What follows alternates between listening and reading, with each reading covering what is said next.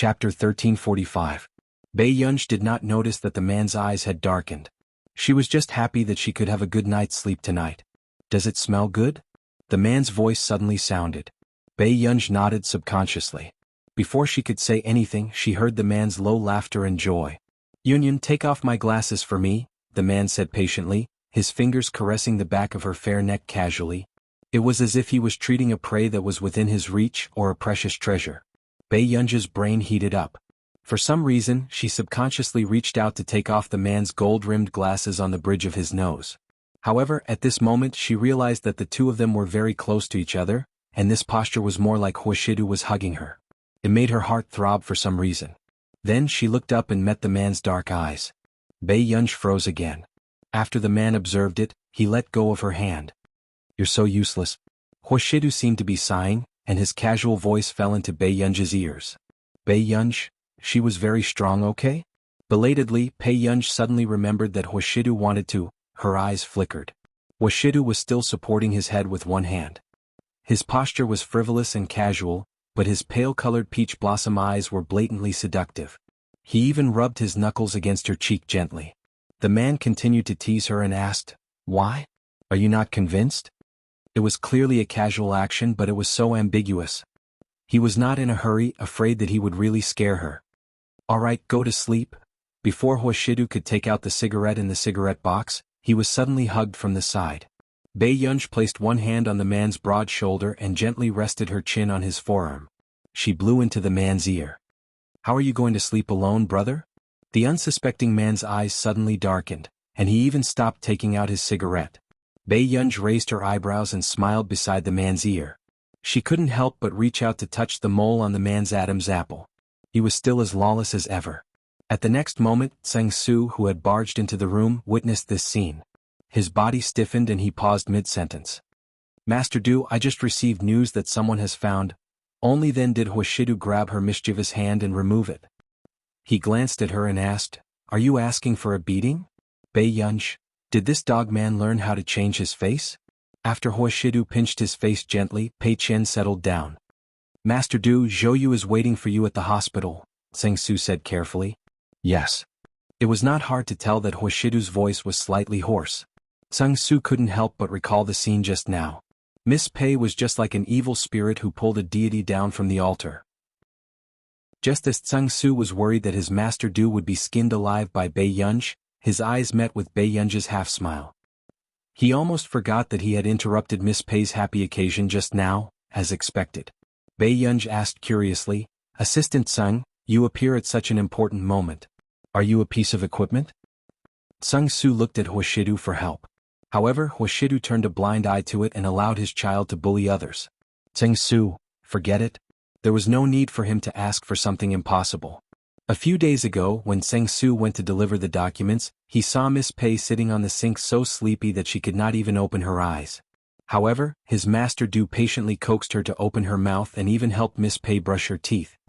He knew then that his Master Du was completely hopeless. However, when Miss Pei woke up the next day, she seemed to have forgotten about this matter. Master Du, on the other hand, enjoyed it. Bei Yunj stood up and walked into the lounge. He even glanced at Huashidu intentionally and said lightly, "Scumbag. Sang Su, put on your shoes." After the man finished speaking, Bei Yunj put on his shoes again and entered the lounge. He even heard the sound of the door being locked. "Sang Su, Miss Pei is really becoming more and more casual. Impatient little kid." Huashidu curled his lips. He knew very well that Bei Yunj had come to look for him as soon as she was done with her work. "Sang Su, why do you still have an expression of, 'My little kid is so cute'?"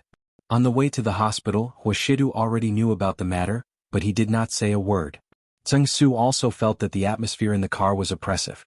Huashidu's father had been found, but he was currently in the hospital for treatment. Zhou Yu was the first to call Huashidu. "Does the old master know about this?" Huashidu asked. "Sang Su, the old master has been looking for him for so many years. He probably has already received the news." Huashidu snorted. "He has a long life."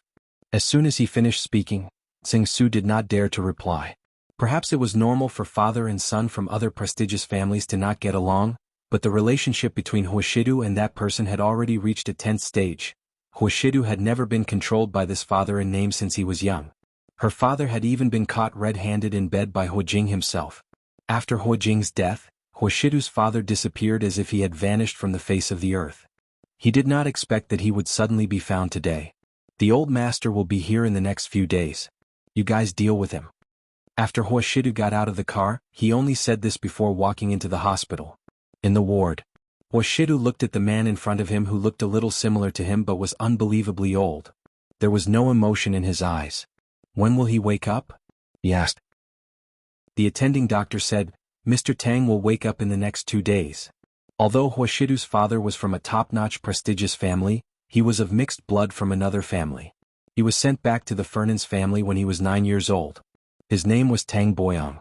However, Old Master Fernan's doted on this son the most because he was born from the woman Old Master Fernan's loved the most in his life. Zhou, come out with me. Huishidu walked to the long corridor and glanced at him. Who kidnapped him? It should be an organization from Continent K. When I brought people to fight, the other party didn't seem to want to hurt.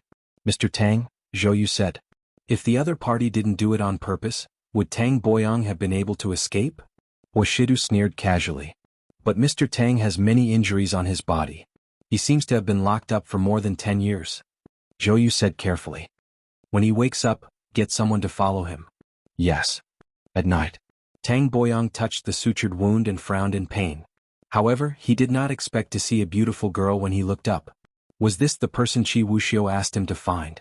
A dark look flashed across Tang Boyang's eyes and he asked hoarsely, Who are you? Only then did Bei Yunj stop reading the documents. However, before she could speak, a voice came from outside the door. You're awake? Chapter 1346. Shidu. The moment he saw Huishidu, Tang Boyang's eyes turned red and his voice trembled. It's been so long since we last met. I didn't expect you to be alive. The man's casual words broke the atmosphere of the reunion after a long separation. Bei Yunj looked at him subconsciously. This was the first time she saw her brother treat his elders like this. Shidu, I was wrong in the past. I just didn't know how to face your mother back then. I didn't. Before Tang Boyang could cry, he heard Huishidu say casually, Is that so? If you really feel so apologetic towards her, I'll get someone to send you to the cemetery later. You can have a good chat. Instantly, Tang Boyang stiffened. At this moment, it was already dark outside. Furthermore, Tang Boyang felt guilty. How could he dare to face Huijing's tombstone? Bei Yunj looked at the scene thoughtfully and could roughly guess the reason. At this moment, Tang Boyang's gaze also landed on Bei Yunj. A strange look flashed past his eyes. This is, Mr. Tang, my name is Bei Yunj. Bei Yunj was unusually distant. This form of address made Tang Boyang's expression stiffen. He was very dissatisfied with Bei Yunj. Forget about Shidu. After all, he was his son. But what about this silly girl? How could she treat him like this? However, what Tang Boyang did not expect was that Shidu was unusually close to Bei Yunj. Let Zheng Su send you home to rest first? Huishidu rubbed Bei Yunj's head. Bei Yunj thought for a moment. All right. Soon. After the two of them left, Tang Boyang immediately got out of bed and made a call. Jiwuxiu. I saw Bei Yunj. Huishidu returned after about 10 minutes. Tang Boyang was already lying on the bed again, looking like a loving father. Shidu, have you been well all these years? Do you think I'm here to reminisce? Huishidu raised his thin eyelids. Shidu, you can blame me, but there are no parents in the world who don't love their children, Tang Boyang said emotionally. Huishidu took out a cigarette box from his pocket and casually lit a cigarette. He did not care that this was a ward. Tang Boyang quickly stopped talking. He had also sensed that Huishidu's personality was not like Huijing's, nor was it like his. He could not guess the person in front of him at all. He changed the topic. Shidu, how long has that little girl been with you? Tang Boyang used the tone of an experienced person and casually instructed, Men can be played with or raised outside, but don't put too much effort into it. After all, Bei Yunj was indeed impeccably beautiful. Who knew? Huishidu asked calmly. Why? You're living like this and you want to impart your life experience to me? This ridicule made Tang Boyang's face turn into the color of pig liver. Why did they let you go? Huishidu suddenly asked. Tang Boyang instantly felt guilty. I escaped by myself. After saying this, the atmosphere was silent for a long time. Tang Boyang looked up and met Huishidu's cold gaze. His heart skipped a beat. He only snorted. Is that so? Then he's really a good-for-nothing. Before Tang Boyang could think deeply about this sentence, Huishidu was about to leave. Shidu. Shidu stopped in his tracks but only put out the cigarette butt. By the way, my daughter is young and doesn't have any concept of marriage. I don't want anyone to cause trouble for me. Chapter 1347. Tang Boyang's expression was terrible. Of course, he knew that this meant that he was terrible and wanted him to stay away from Bei Yunj. As her biological father, how could he be inferior to an outsider? In the long corridor. Master Du, when you went out just now, Mr. Tang made an international call. However, it's a community call. He needs time to investigate, Zhou Yu said. Okay. The man replied indifferently. Did you find out anything just now? Zhou Yu asked cautiously. The fact that he can appear in front of me alive means that he has an unshirkable responsibility for what happened more than 10 years ago. Huashidu's pale-colored eyes were almost cold as the corners of his thin red lips curled up. Qi Wuxia is crazy, but he's not stupid. Are you sure it's Qi Wuxia? Zhou Yu did not expect Huashidu to lock onto the suspect so quickly. Qi Wuxia's usual style is to hide anything that can still be used. Huashidu looked up and saw the girl sitting on the bench on the first floor. His pale-colored eyes, which were filled with indifference, immediately softened. As he unbuttoned his suit jacket, he said leisurely, "The net has been open for so many years. How can there only be one fish?"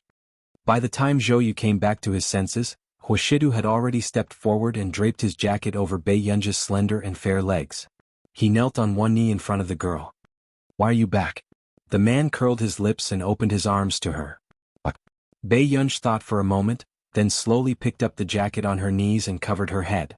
Huashidu had just raised his eyebrows when Bei Yunj suddenly hugged him and hugged his neck. She hugged the handsome and dignified man in front of her tightly. "I'm here to coax our Master Du," Huashidu heard someone say lazily. "Why are you putting this on your head?" Bei Yunj said, "I still want my face. After all, there were so many people." She thought for a moment and decided to open her suit jacket with both hands to reveal her furry head. She leaned closer and asked, "Do you want it?" "No." Under everyone's gaze, the man hugged the girl's waist and buttocks and said calmly, "Let's take your life first." Not far away, Zhou Yu watched as Huashidu carried a certain someone in Pei Chen's arms and walked down the stairs. Master Du really spoiled Miss Pei like she was his ancestor. But it was true. If it weren't for Bei Yunj, Huashidu would have gone to Continent K long ago and put away this big net that had been set up for more than 10 years. "Brother." On the way, Bei Yunj suddenly shouted. "Oh?" The man was still looking at the road. "I'm not saying that you're shameless." Bei Yunj poked her head out of the jacket and realized that there was something wrong with the conversation just now. "Okay, cover your face well." Huashidu only sneered and glanced at the little girl. Bei Yunj, did she coax him into becoming angry? "Do you not want to see me?"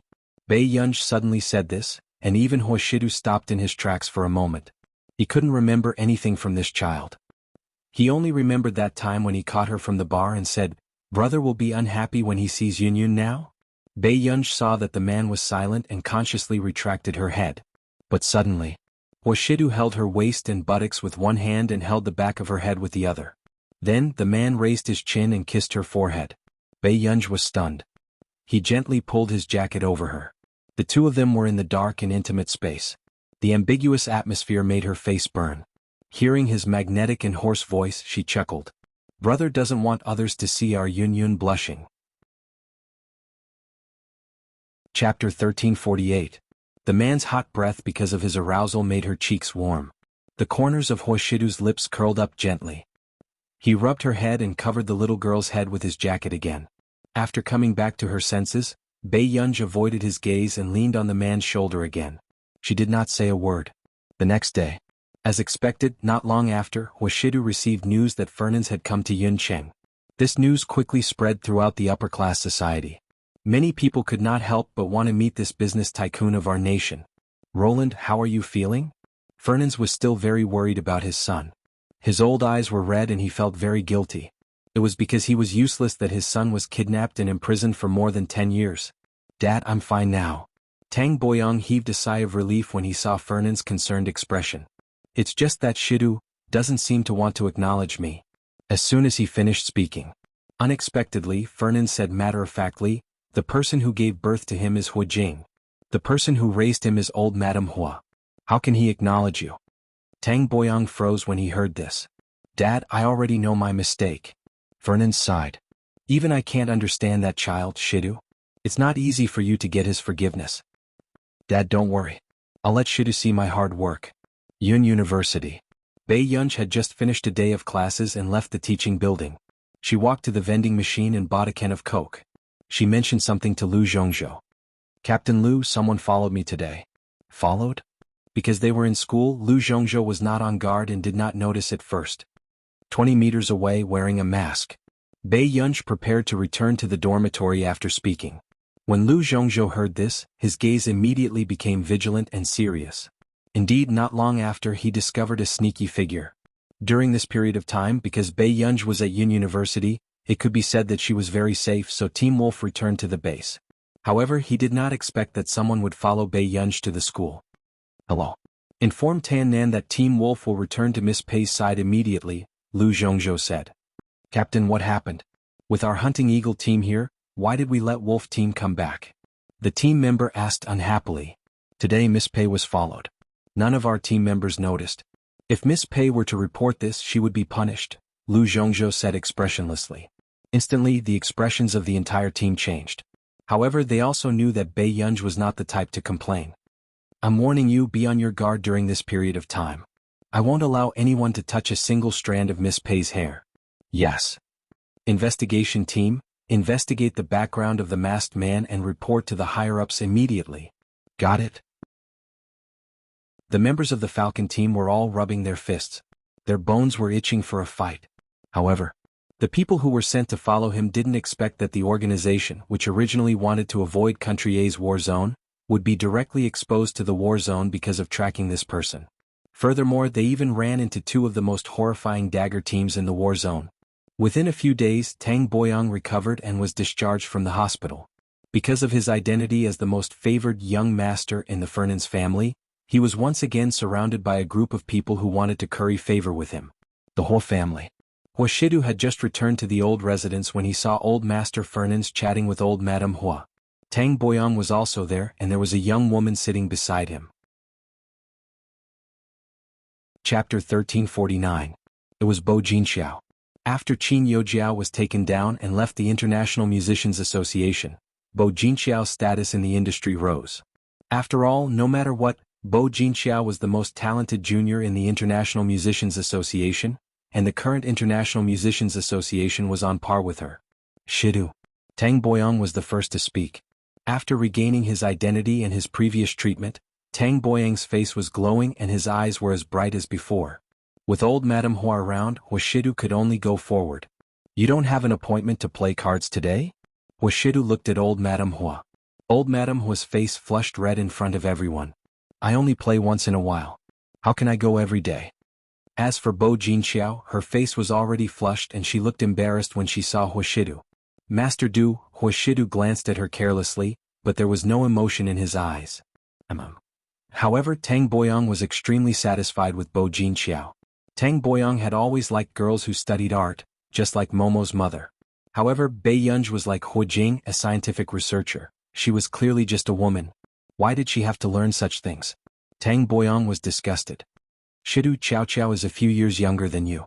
She can call you brother. Tang Boyang smiled. Oh. Hearing Hua Shidu's deep voice with a slight raise at the end, Bo Jinxiao's heart thumped wildly. However, Hua Shidu turned back to look at Tang Boyang and snorted. Is this your illegitimate daughter too? Instantly, the entire place froze. Shidu, what are you talking about? Tang Boyang was furious, but he did not dare to say anything harsh to Hua Shidu. If she's really an illegitimate daughter, bring her back to Neely as soon as possible, but Momo doesn't like older sisters with unknown backgrounds. Hua Shidu's attitude was clearly that he did not want to have anything to do with them. At the same time, Tang Boyang's face turned red as he remembered that Hua Shidu had raised Momo. Bo Jinxiao's expression was ugly and she bit her lip unconsciously. Shidu. Old Madame Hua reprimanded Hua Shidu lightly. Hua Shidu casually pulled his tie.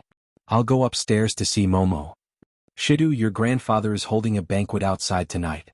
Will you give him face and go? Old Madame Hua's voice was obviously pleading. The elderly were soft-hearted and always hoped that the family would be peaceful and everything would prosper. Go. Hua Shidu looked at old Madame Hua and agreed. Old Madame Hua jumped up happily and immediately walked over to pull Hua Shidu. She whispered, I've already told Gu. When the time comes you can bring Gu-er along. It'll save you the trouble. After that, old Madame Hua glanced at Bo Jinxiao. When Bei Yunj received the message, Higgins also received a message. Nyeyu, boss, aren't you going to say a few words during the celebration? Nyeyu, there have been a lot of social engagements recently and they were all handled by Boss Shang. Nyeyu kept hinting at Bei Yunj, hoping that she would feel a little guilty. However, Bei Yunj glanced at the message and replied calmly. Not free. By the time Bei Yunj had finished replying, she was already on her way to the hotel where the banquet was being held. However, she did not expect Fernans to give the opportunity to set up the banquet to Tang Boyang. In order to matchmake Huashidu and Bo Jinxiao, Tang Boyang had even invited many people from the industry to put pressure on Bei Yunj and embarrass her. Platinum Gold Royal Hotel. Mr. Nye. Fernan's assistant, who was beside Tang Boyang, recognized Nyeyu. Why are you here? With that said, he immediately introduced, Mr. Tang, this is Mr. Nyeyu, a senior executive of Higgins Corporation. Chapter 1350. Seeing that his father's assistant's attitude was surprisingly good, Tang Boyang immediately understood. Mr. Nye, I've long heard of your name. Nyeyu only smiled politely at this gesture of goodwill. Mr. Fernans, you're too polite. His attitude of being neither close nor distant was hard to grasp. However, Tang Boyang also knew that Nyeyu had the confidence. Tang Boyang smiled. President Nye, you can call me Tang Boyang. May I know why President Nye is here at Platinum Gold Royal Hotel today? Nyeyu's expression did not look good when he thought of what had just happened. He gave a fake smile. It's nothing. It's just that our company is having a gathering today and a very important person can't come. A very important person? Tang Boyang and his assistant were surprised. They did not expect someone to not give Nyeyu face.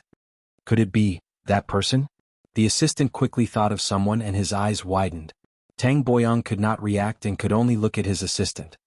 Nance's appointed successor, the one who has been in power for a year and made Higgins Corporation regain its glory. However, I've never seen that boss appear. After the assistant finished explaining, seeing that Nyeyu was silent, he knew that it was really that big boss. So, the boss of the Higgins group was very likely to show up here today. A strong sense of pity appeared in the assistant's eyes. Ever since Higgins Corporation regained its glory, the technology industry had developed rapidly and become a popular company. Everyone wanted to squeeze in and build a relationship with Higgins Corporation. However, Shang Yan had always looked easy to talk to, but his heart was like a rock. As for that big boss, there was no news of him in the industry. President Nye, since we're hosting today, why don't you come and support us? Seeing that Nyeyu was worried, Tang Boyang immediately said, settle your internal dinner first. You just have to come and have a drink. Sure. After Nyeyu agreed, joy appeared in Tang Boyang's eyes. So, Bei Yunj, who had just arrived at the door of the private room, heard the discussion inside. Jinxiao is already so old, but you haven't thought of finding a boyfriend? Tang Boyang asked with a smile. Not only was he satisfied with Bo Jinxiao's identity as a member of the Music Alliance, but he also felt that the Bo family was richer than the Qin family. Even the Qin family's current strength was no less than the Bo family's. Bo Jinxiao blushed. I was worried about my schoolwork and the training of the Musical Alliance was very busy, so there was nothing to talk about. Hearing Bo Jinxiao say this, Tang Boyang looked even more satisfied. Young master is so cute. Actually, I've always wanted a younger brother. Bo Jinxiao changed the topic and looked at the quiet Mo with a smile. However, when she glanced at Asi, who was beside Mo, her smile was a little stiff. She was afraid of dogs. When she was brought to the Hua family by Tang Boyang, she wanted to get close to Mo so that the Hua family would notice her, but she was shocked by this Alaskan Malamute. What was even more unexpected was that Mo had brought this dog over today. Mo, why did you bring a dog to a restaurant? Tang Boyang suppressed his impatience and asked. Mo just lowered her head and hugged Alice without saying anything. This angered Tang Boyang so much that his teeth itched. They were clearly his children, but in the end all of them were going against him.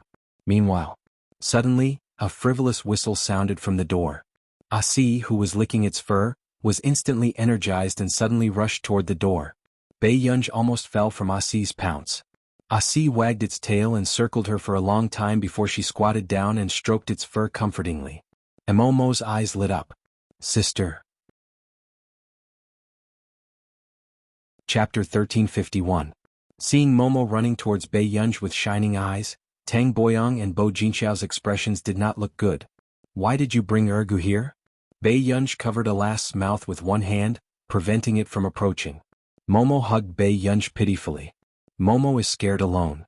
The atmosphere was cold. The rest of the people looked at this little young master who had a cold and noble expression just now. Weren't they human? Bei Yunj raised an eyebrow. Before she could say anything, she heard Tang Boyang laugh coldly. Jinxiao, not all girls are like you. For the sake of the International Music Alliance and studies, they don't even have time to make friends. Some people have been going to men's houses since high school. Bo Jinxiao pretended to be at a loss, but she could not help feeling smug. What was so great about Bei Yunj? Even if Huashidu took a fancy to her, she would not be able to enter Fernanz's house. Bei Yunj glanced at Tang Boyang slowly and only licked his cheeks, suppressing his temper. Brother was the one who seduced sister on purpose. Momo's unexpected words shocked everyone. What? Tang Boyang's face was slapped in public and his expression darkened instantly. Momo, what nonsense are you talking about? I'm not wrong. Sister Yunj should have married me. Brother was the one who secretly threatened me to stay away from sister and didn't let me tell sister. Momo's soft face was filled with coldness. It was all that smiling fox brother's fault. Bei Yunj was speechless. What kind of mess are these two brothers up to behind my back? Tang Boyang was so angry that he could not speak. In the end, he was called away by his assistant, who said that he was picking up a few distinguished guests. On the field, Bo Jinxiao said generously, Miss Pei, you don't have to be polite. Just treat it as your own house. These words were as if she was already the mistress of the house. Hatred flashed past Bo Jinxiao's eyes. She was also deliberately putting Bei Yunj in her place. If it wasn't for Bei Yunj, how could Chu Zhixing, who had always been obedient to her, treat her as a stranger? Soon, she heard the person beside her exclaim in surprise. Miss Bo, your ring looks expensive, right? Bo Jinxiao restrained her emotions and smiled shyly. Uncle Tang gave this to me. Uncle Tang said that he used this ring when he proposed back then. Everyone had different expressions on their faces. Tang Boyang had appointed her as the young madam of the Hua family. The late madam's things had actually been given to Bo Jinxiao. Many people couldn't help but look at Bei Yunj. Some of them felt sorry for her, while others were gloating over her misfortune. Bei Yunj, on the other hand, was drinking her tea. She didn't look angry at all. Miss Pei, you don't seem very happy? Bo Jinxiao suddenly asked. Only then did Bei Yunj look up slowly. Congratulations then. After saying this. Before Bo Jinxiao could speak, she heard her say again, although Mr. Tang is a little older, true love doesn't depend on age. You. Bo Jinxiao's eyes were filled with anger and her pretty face flushed red. However, in order to not lose her dignity, she could only swallow her anger. Then, Bo Jinxiao saw Mo from the corner of her eye and walked over with a plate of desserts. She asked gently, Mo, come and play with me, okay? Who knew? Alas suddenly jumped out from Mo's side and ran toward her with its tail wagging. Bo Jinxiao was so frightened that her face paled and she immediately threw the hot tea on the table at it. Get lost. Get lost. Alas immediately wailed miserably, whimpering softly as it shrunk its tail and hid in the corner, trembling. Alas. Mo immediately ran over, wanting to comfort Alas, but was avoided. It trembled for a while before it lowered its head to lick the spot where it had been scalded. At this moment, Bei Yunj, whose expression had not changed, instantly turned cold. End of chapter. Chapter 1352. Alas. Bei Yunj called out and Alas walked to her side. After Bei Yunj rubbed its head to comfort it, it whimpered dejectedly. Good boy. Bei Yunj coaxed softly. After looking at Alas' horribly scalded wound, the coldness in her eyes deepened. She looked for the hotel manager and took Alas to treat the burn before she glanced at Bo Jinxiao. As for the others, seeing the tense atmosphere, they swallowed and only wanted to escape from the scene of hell. Bo Jinxiao's first reaction was to be afraid of Bei Yunj, but at the thought of the hatred between her and Bei Yunj, she only smiled. Miss Pei, I'm really sorry. I heard that this is your dog? In that case, I'll pay for all the medical expenses of the dog. Medical expenses? Bei Yunj snorted softly, but everyone shivered inexplicably. Miss Pei, it's not appropriate to be unhappy with me at such an occasion because of a dog, is it? A strange glint flashed past Bo Jinxiao's eyes, deliberately angering Bei Yunj. If Bei Yunj really dared to hit her at such an occasion, Tang Boyang would definitely hate this woman even more. Not appropriate? Bei Yunj licked her red lips and laughed ambiguously. The next moment she suddenly grabbed Bo Jinxiao's chin. Bei Yunj, what are you doing? Bo Jinxiao did not expect Bei Yunj to have such a reaction. When she looked up and met her fierce eyes, she was shocked. At first, she thought that she would at most be slapped by Bei Yunj, but now, she was starting to feel afraid when she saw Bei Yunj's gaze. I'm teaching Miss Bo. As long as I want to do it, there's nothing inappropriate. With that said, Bei Yunj pinched her chin and pushed her out ruthlessly. Bo Jinxiao fell against the wall of the corridor, her face pale from fright. Her entire body was in so much pain that it felt like her bones were about to break. Help, help, Miss Pei Yu. Just as the onlookers were about to say something, Bei Yunj turned around and kicked the half-open door open. The sound of the collision was frightening. She asked calmly, "You can't shut your mouth?" No one wanted to anger this god of death. Then he came back to his senses. Bo Jinxiao was dragged down the long corridor. What should we do? Go find Mr. Tang? Hurry up and find Mr. Tang. The few of them left in a hurry. But at the same time, the autumn wind was refreshing and the night was already cold. But Bo Jinxiao was thrown into the swimming pool unprepared. Help. After Bo Jinxiao finished speaking, she choked on a few mouthfuls of water and became embarrassed and disheveled. She raised her head with difficulty and splashed water. I don't know how to swim, however. However, the figure in front of him remained indifferent. He only squatted down and gently stirred the water with his fingertips. Miss Bo, can we have a chat? How much do you think you're worth? Bei Yunj had no intention of saving her. The corners of her lips curled up as her eyes were filled with coldness. Bo Jinxiao shivered and could only flap her arms and legs with all her might. However, her hands and feet were gradually freezing and she choked on more and more water. She was about to lose consciousness. Bei Yunj, how dare you? Suddenly, Tang Boyong, who had rushed over, finished reprimanding her angrily and shouted at the security guard, "Aren't you going to save her?" The security guard immediately went into the water to fish Bo Jinxiao out and hurriedly pressed her chest to make her spit out the water. However, at this moment, Bo Jinxiao woke up in a sorry state and was trembling all over. End of chapter. Chapter 1353. Uncle Tang. It was Bo Jinxiao's first time being treated like this and she couldn't help but cry. The service staff beside her quickly wrapped a towel around Bo Jinxiao and told her to change her clothes quickly. Jinxiao, don't worry. I'll definitely seek justice for you. Tang Boyong was furious too. When he went to pick up old Master Bo just now, he had been given a lot of attitude.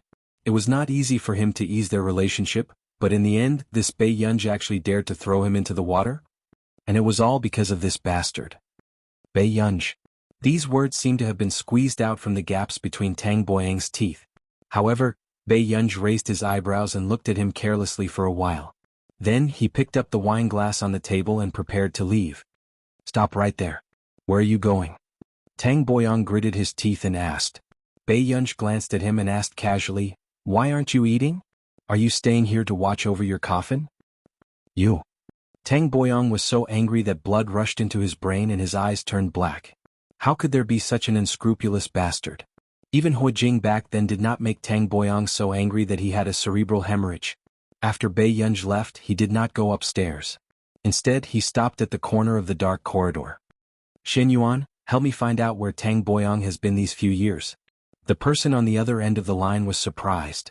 Tang Boyong? The one from the Fernan's family? Max, do you have a feud with him? Shen Yuan added, that's not right. Isn't your partner the heir of the Fernan's family? Is there a problem? Bei Yunj asked. That's your future father-in-law. He's almost half a father. Yes, so he better pray that he's not doing anything illegal. Otherwise, I can save the money of sending him to a nursing home and just send him to the police station. Bei Yunj smiled. Shen Yuan was speechless.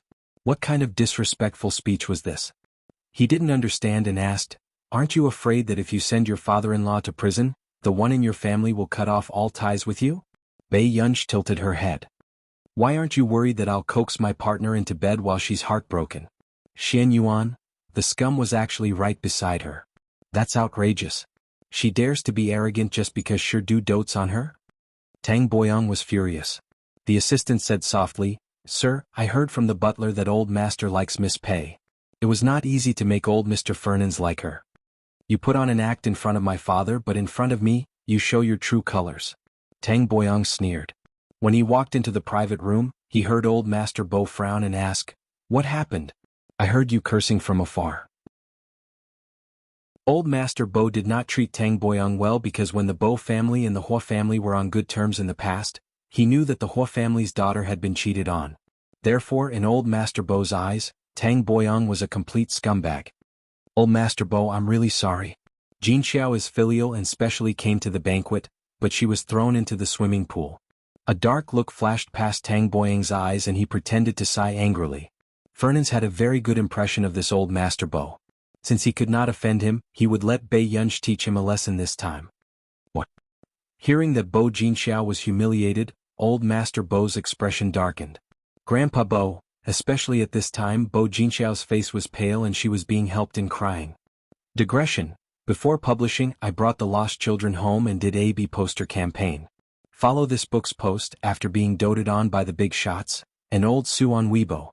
For every 100 posts, you will be given a poster. There are only 100 posters for this campaign. The B poster is Director Lin personally draping the national flag over Master Pei. Apart from that, children who want to be published have to follow the news on Weibo. Old Sue can't send the link to you. Chapter 1354. Although Old Master Bo did not dote on this distant granddaughter who was not closely related to him by blood, she had indeed grown up in the Bo family. What the hell is going on? Bo Jinxiao started to cry. She only said that she had accidentally spilled water on the other party's pet and had been thrown into the water. Grandpa Bo, you know that Jinxiao is afraid of water. If it wasn't for Mr. Tang just now, she would have really died there. Tang Boyang immediately acted like an elder and said humbly, "Old Master Bo, I didn't protect Jinxiao well. The woman my son raised is actually so daring." Shidu's woman? Old Master Bo's originally dark face immediately brightened. Tang Boyang hurriedly explained, "Yes. But Old Master Bo, you know that the heir of our Fernan's family will never agree to a vase marrying into our family. Actually, even if it was the Bo family, it would be too good for them to be matched with the Fernan's family." However, Tang Boyang did not want Huashidu to marry a woman from our country. In his opinion, Huashidu was even harder to control. Old Master Bo frowned and felt that these words were a little ear-piercing. He only said calmly, "Let her come and eat." In the ears of others, Old Master Bo was ready to pursue the matter. At the same time, in the medical room, a lass was forced to shave off its fur. "Miss, your beloved dog is a little fierce." The doctor did not know where to start. After being scalded, a lass' personality suddenly became much fiercer and it did not let strangers get close to it. Bei Yunj could only put on her latex gloves and sit beside a lass. "Ergu, do you see if there's anything to eat in my pocket?" A lass had just turned its head when Bei Yunj pressed a lass' head down and said slowly, "Shave it quickly." The doctor reacted and immediately started to prepare. On the other hand, a lass' body trembled and it felt that a disaster was about to befall it. It struggled with all its might. However, it did not dare to hurt its master. A lass saw that most of its fur had gone bald and its pitiful dog eyes were filled with shock, as if it had been dealt a huge blow. After the medicine was applied, a lass turned its head and turned its back to Bei Yunj, ignoring her. "Ergu?" A lass pretended not to hear her. Bei Yunj licked her lips and chuckled. She slowly took off her gloves and said, "Don't do that, Guzi. For you, I was prepared to be bitten and get a rabies vaccine." Hearing the interaction between the man and the dog, the doctors held back their laughter. Not long after, Bei Yunj received a phone call. Tang Boyang said in an extremely bad tone, "Are you still not coming back? Do you know shame after doing such a thing?" Bei Yunj hung up the phone before she could finish. "Sister, Alice won't die, right?" Momo's eyes were red as she asked while choking with sobs. "No, but Mo wants to have a meal with her sister first, and then come to pick up Alice." "All right." Momo ran to Eris and gave him some instructions in a childish voice. Then she left with Bei Yunj. Bei Yunj and Mo were outside the private room when they heard the angry voices inside. "Is such a woman worthy of entering our Fernan's family? What a joke. Uncle Tang, don't let Master Du hear your words." Yuhan Ran did not try to persuade him. He only gloated and added fuel to the fire. Meanwhile, Nyeyu, who had just arrived, listened with relish. Occasionally he would condemn her in his heart. He did not expect such a vicious woman to exist in this world. However, when Bei Yunj kicked the door open, Bo Jinxiao, who was crying, immediately shivered. Chapter 1355. Bei Yunj, are you unapologetic? Tang Boyang questioned with a dark face. At this moment, Nieyu was even more dumbfounded when he saw Bei Yunj appear in front of him. What the F***ck was going on? Wasn't this person not free to attend their company gathering? The atmosphere was cold, but before anyone could react, they heard Yuhan Ran say with a smile, Master Pei, come sit with me. Bei Yunj glanced at him lazily, but sat on the other side, not giving Yuhan Ran any face. This was very big boss. However, Yuhan Ran did not get angry. He only spoke to Bei Yunj with a cheeky smile. Until the next moment. Everyone saw old Master Bo suddenly stand up and pick up the wine glass on the table. His face was dark, and even his hand that was holding the wine glass seemed to be trembling with anger. Seeing this, everyone gasped. Even the atmosphere became tense. They did not dare to imagine what kind of terrifying scene would happen next. Old Master Bo, I didn't manage my son well. When I go back, Tang Boyang had just suppressed the smile on his face and wanted to say something when Old Master Bo interrupted him agitatedly. Your teacher Huayuan? Old Master Bo was almost incoherent as he asked her nervously and softly. Instantly, the atmosphere was broken and everyone was dumbfounded. Why would Old Master Bo call this female student teacher? Bei Yunj did not have any impression of Old Master Bo and could not help but raise his eyebrows. You are? Old Master Bo was extremely excited. Teacher, I was a member of the International Musicians Association 2 years ago. It was all thanks to you that I was able to enter the International Musicians Association successfully. Bei Yunj remembered. You don't have to thank me. I'm just doing it because you're talented. Old Master Bo's score back then was very favored by Bei Yunj. Although the other examiners did not allow it, they could not resist Bei Yunj's love and Old Master Bo's ability to understand. Teacher, I'll toast you. I really didn't expect to meet you here. Ever since Old Master Bo found out that Yuan was the eldest daughter of the Qin family, he wanted to visit her, but he was afraid that it would be rude. That was why he was so excited today. But when Tang Boyang saw this scene, his face almost froze and his brain was in a mess. Wasn't Bei Yunj a physics student at Yunhua University? How did she get involved with the International Musicians Association? Back then, Tang Boyang had also taken a fancy to Bo Shan's identity as a member of the Qiaoyin Alliance, so he wanted her to be with Huashidu. After all, the Profound Note Alliance's connections were a huge asset. She didn't expect Bei Yunj to be a member of the International Musicians Association, and her status wasn't low either. Tang Boyang turned around and saw that Bo Jinxiao's eyes were red. It was obvious that she already knew Bei Yunj's identity. His face instantly darkened. Why didn't this idiot tell him about this earlier? As expected. Then Old Master Bo asked in confusion, Teacher, did Jinxiao offend you in some way? Bei Yunj suddenly raised her eyebrows with interest. What did she tell you? Old Master Bo immediately understood that there must be a reason behind this. His face darkened. Guangqiao, are you still not going to tell the truth?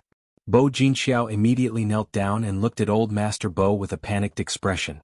Grandpa Bo, I was careless. I accidentally scalded Miss Pei's dog. When everyone saw this, they all had different thoughts. Jinxiao, the Bo family has already done their best to raise you. And now you have the ability to earn your own living. Old Master Bo's words made Bo Jinxiao's face turn pale. Was he chasing her out of the Bo family? Chapter 1356. Grandpa Bo Jinxiao really didn't do it on purpose. Bo Jinxiao crawled toward Old Master Bo like crazy, crying and shaking her head desperately as she grabbed his sleeve. Old Master Bo frowned, but his heart had softened. He softened his tone. Jinxiao, I believe you have the ability to support yourself. When you go out, I'll give you a house in the city center. The house that Old Master Bo gave her was worth at least 50 million yuan. However, Bo Jinxiao was unwilling to give up. If she stayed in the Bo family, she could have gotten more. And all of this was because of Bei Yunj. With others around, Bo Jinxiao did not want to embarrass herself, so she left early. However, this meal still did not feel good. Nieyu could not help but be afraid of Bei Yunj.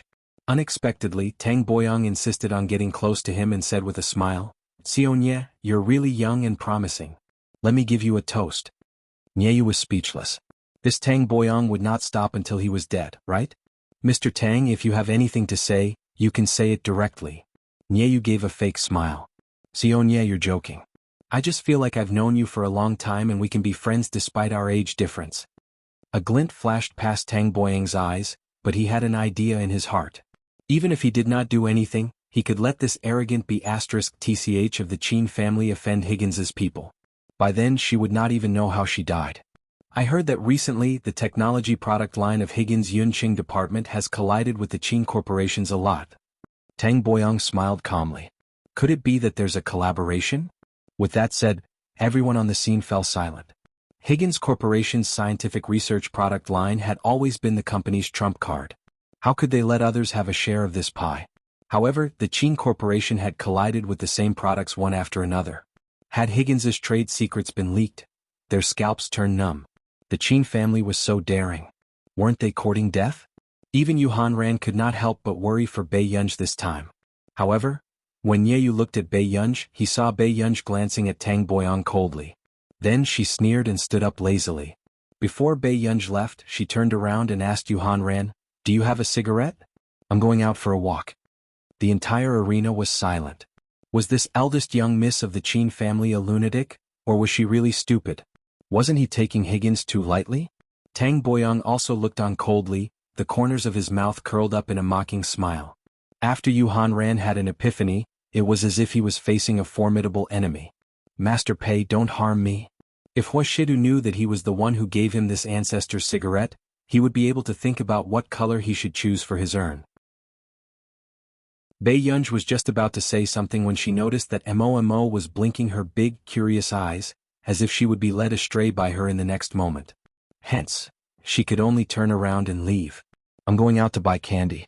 However, while Bei Yunj was waiting for the elevator, she suddenly heard an impatient voice. "I say, you old thing, why are you still so greedy when you're already half a foot into the ground? Hurry up and take your things and scram. Sionia won't see you." Bei Yunj had also heard the other person's voice in the physics department. It was Professor Sun Jiaping from the physics department. Professor Sun Jiaping was very respected in his early years, but in the past few years, he had held a lot of lectures and worked as a technical consultant for big companies. He was scoffed at by the academic circle and his own students, and was called the disgraceful scum of the academic circle. He actually had the nerve to stay at Yun University for such a blatant money grubber?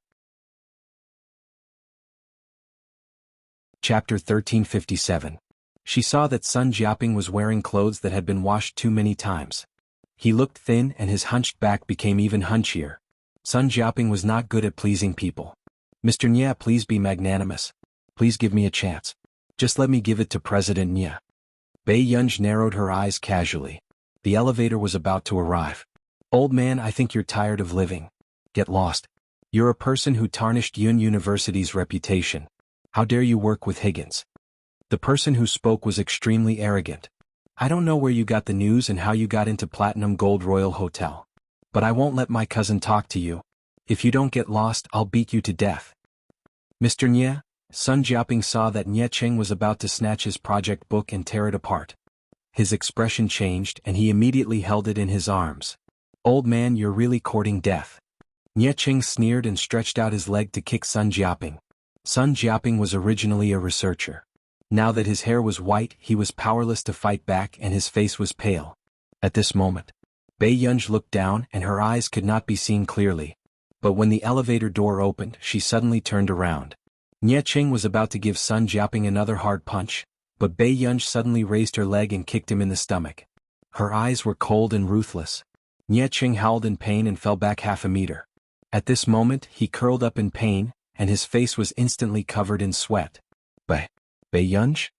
Although Sun Jiaping was a professor in Bei Yunj's department, he had little contact with Bei Yunj. He only heard that before Bei Yunj entered Yun University, she had gotten into countless fights and caused trouble. "You're a student of Yun University?" Nye Cheng's ribs were still hurting. He felt that the kick made him feel uncomfortable. He gritted his teeth. "Bitch, how dare you offend me? Believe it or not, even if you graduated from Yun University, no laboratory will dare to take you in." Bei Yunj glanced at Sun Jiaping. "The rules of Higgins are that the projects submitted by the academicians of Country A must be reviewed by the higher-ups. Don't you know? Rules?" Nye Cheng said arrogantly, "In Yunqing I am Higgins's rule. What was an academician? Are there not many academicians who want to work with us?" Bei Yunj sneered, "Nye, you can't even control this bunch of trash."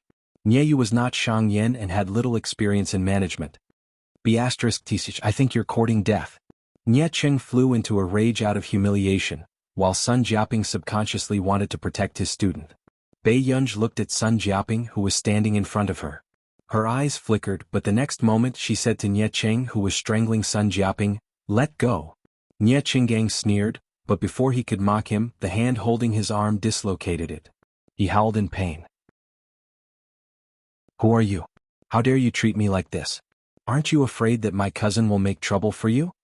Bei Yunj stretched his muscles and walked up to him step by step. He said casually, "I'll deal with Nyeyu later."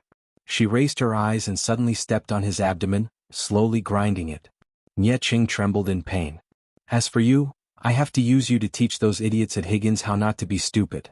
As soon as she finished speaking, Bei Yunj suddenly kicked him in the ribs. Nie Cheng's whole body hit the wall with a muffled sound. Nie Cheng's two assistants felt a chill on their backs. They didn't know what to do. But soon they secretly ran to tell Nyeyu. Chapter 1358. Bei Yunj, stop it. Sun Jiaping was dumbfounded. When he came back to his senses, he immediately wanted to stop Bei Yunj, who was grabbing Nie Cheng and punching him. She was really a newborn calf that was not afraid of a tiger. If President Nie found out about this, even the Qin family would not be able to protect Bei Yunj. Professor Sun were not in school. Just turn a blind eye to this. Bei Yunj had just kicked Nie Cheng's abdomen with her knee and said leisurely. Sun Jiaping did not dare to look at this scene. How did the Qin family and Director Lin raise their daughter to be so violent? "Professor Sun, save me, please save me. This girl is a lunatic." Nie Cheng, whose bones were hurting, had already lost his courage. He desperately crawled towards Sun Jiaping. However, Bei Yunj stepped on him and said with a gentle smile, "Let's play a game? If you say one more word, I'll break one of your bones." As soon as she finished speaking, the crisp sound of bones breaking was heard. What followed was Nie Cheng's screams. "Bei Yunj." Bei Yunj heard Tang Boyang's exasperated voice again. She turned her head and saw Tang Boyang, Nyeyu, and the others appear. "Cousin, save me." Nie Cheng, who was on the verge of death, suddenly said agitatedly. "What are you waiting for? Hurry up and carry Mr. Nie to the hospital." Tang Boyang ordered the others. At this moment, Bei Yunj also stopped. However, after the hotel's doctor hurriedly checked Nie Cheng's injuries and sent him to the hospital, he heard Tang Boyang's cold laughter that was trembling with anger. "You're really something. In just one night, you threw one person into the pool and almost drowned, and you beat the other person until his bones were fractured and sent to the hospital. Bei Yunj, do you really think that you can do whatever you want just because Shidu is protecting you?" Tang Boyang wanted Bei Yunj to offend Tang Boyang, but he did not want to drag him down at this juncture. He was the one who brought Bei Yunj here. What would Nyeyu think if she hurt her? Bei Yunj didn't even look at him. He just asked lightly, "According to Higgins's rule, the projects of the academicians of the Academy of Engineering of Country A should be reviewed by the higher-ups. Nyeyu, have you forgotten?" Nyeyu's expression was ugly. When he saw Sun Jiaping, who seemed to have been beaten up, he moved his lips but was unable to say anything. Just now, the assistants had exaggerated the story, but when he saw the injuries on Sun Jiaping's body, he knew the truth. Tang Boyang's eyes widened. He never thought that Bei Yunj would dare to teach Nyeyu a lesson. Even Yu Hanran couldn't help but silently send a message to Huashidu. This ancestor really knew how to cause trouble. If Huashidu still did not come, Bei Yunj might be beaten to death by Nyeyu, but in the next moment, Nyeyu walked up to Sun Jiaping and bowed solemnly. "Professor Sun, it's my fault for not teaching my subordinates well. I've embarrassed Higgins." Everyone was in disbelief. What's going on? Isn't Boss Nye going to stand up for his brother? Why did he listen to Bei Yunj and even take the initiative to apologize? It's fine. Boss Nye, I've finally met you. I'm here this time to show you my project book." Before Sun Jiaping could hand the project book to Nyeyu, Nyeyu saw the message Bei Yunj had sent him. His face turned pale. "I'll give Shang Yin face this matter. Go back to Neely and follow him. I'll find someone else to manage Yun City." He knew very well that based on Bei Yunj's temper, if it weren't for Shang Yin, Bei Yunj would have cleaned up the sect long ago. Chapter 1359. Nyeyu forced a smile. "Professor Sun, the company's project should leave it to someone else." Before he could finish his sentence, Bei Yunj said slowly, "Mr. Nye, Professor Sun is here for you." Hearing this, Nyeyu froze and slowly took the project book from Sun Jiaping. "Thank you for your hard work. Sun Jiaping couldn't help but feel excited. Thank you for giving me this opportunity. Everyone else's eyes widened. Bei Yunj had sent Nieyu's brother to the hospital. Wasn't Nieyu going to pursue the matter? This was a slap to his face. You're welcome. Nieyu smiled weakly and glanced at the girl beside him. Sun Jiaping shouldn't be thanking him. At this moment, Tang Boyang's expression also became complicated. He began to look at Bei Yunj seriously. It was obvious that Nieyu was afraid of Bei Yunj. But how could the head of Higgins Group be afraid of a daughter of the Qin family? In the supermarket, Bei Yunj was just about to buy something when Sun Jiaping pulled her back. She saw Sun Jiaping walking in front of her with a can of milk, a bottle of water, some bread, biscuits, and sugar. Miss the bill. After Sun Jiaping finished speaking, he took out the most common small plastic bag from his faded trouser pocket. There were some coins and paper money inside. Bei Yunj's eyes flickered. Professor, let me pay. I'm your teacher. How can you let your student pay? After Sun Jiaping finished speaking, he opened his money bag and took out a $20 bill. He counted some change and gave it to the salesperson. After thanking the salesperson, he handed the milk and bread to Bei Yunj. He even smiled and said, My granddaughter said this milk is delicious. She gets angry if I don't buy it for her. You kids will definitely like it. Bei Yunj hid the darkness in her eyes and took the snacks from Sun Jiaping. Thank you, Professor. Aren't you going to save some for your granddaughter? Sun Jiaping paused. A smile appeared on his face, but his voice was hoarse and sour. She's sick. She can't eat these. Bei Yunj did not say anything. As she drank the strawberry-flavored milk quietly, she felt Sun Jiaping quickly wipe away his tears. She pretended that nothing had happened and began to persuade Bei Yunj to study hard. Professor, how much more do you need to pay for your granddaughter's medical bills? Bei Yunj asked after a moment of silence. Sun Jiaping obviously didn't expect Bei Yunj to ask such a question, but he still patted her on the shoulder and said, It's okay, don't worry. It's just that we still need some medical fees for the operation.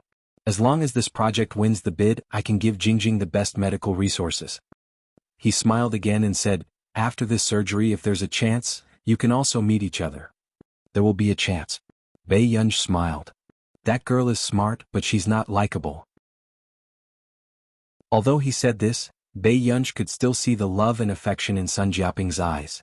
After chatting for a while, Sun Jiaping insisted that Bei Yunj not send him to the bus stop. Bei Yunj watched him from afar as he covered the wound on his arm and disappeared into the distance. Nieyu's voice sounded in her ears again. Boss, I'm sorry. Bei Yunj didn't even look at him. She just took the project book from him. She said casually, Inform everyone that there will be a high-level meeting at Higgins tomorrow. Those who can't come don't have to come anymore. Chapter 1360. Hearing this, Nieyu felt a chill run down his spine. He knew that Higgins Group was going to be reshuffled. Yes. Bei Yunj suddenly asked, What kind of free and rich positions are there in the group? Suitable for scientific researchers. Nieyu quickly realized who Bei Yunj was talking about. Technical consultant? But, boss, our scientific researchers and technicians should be treated the best in the country. As long as they entered Higgins Group, they would not be short of money. Otherwise, why would there be so many people racking their brains to squeeze in? After all, even the interns in the technical department at Higgins Group had an annual salary of 3 million. Got it. Bei Yunj took the project book back and received a message from Xian Yuan of CI7 at night. Xian Yuan, Sun Jiaping's information is here. However, there is a problem with his information. It involves the changes in the scientific research circle 20 years ago. Take a look. Attachment. Max, okay, thank you. Bei Yunj sat in front of the computer and opened the attachment sent by Xian Yuan. It recorded Sun Jiaping's personal experience and commendations in detail. Sun Jiaping's resume was similar to that of the other professors at Yin University. He had excellent grades since he was young and graduated with a doctorate at the age of 26.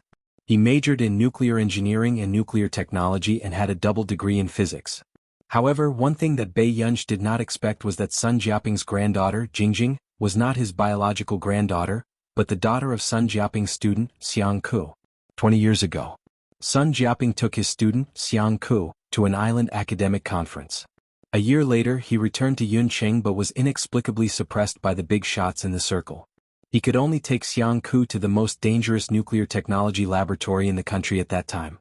However, in an experiment explosion, Jianghu died in order to save Sun Jiaping. Since then, Sun Jiaping had to raise his student, Xianghu's single daughter. Island Academic Conference. Bai Yunj frowned and continued to scroll down. She saw the only remaining information about the unprecedented Island Academic Conference that had gathered 30 top researchers in the industry 20 years ago. One of the names also came into Bai Yunj's eyes, J.H. Bai Yunj's eyes flickered. She didn't expect that this researcher, who was almost unheard of in the country, would actually attend that academic conference. However, there were very few records about that academic conference.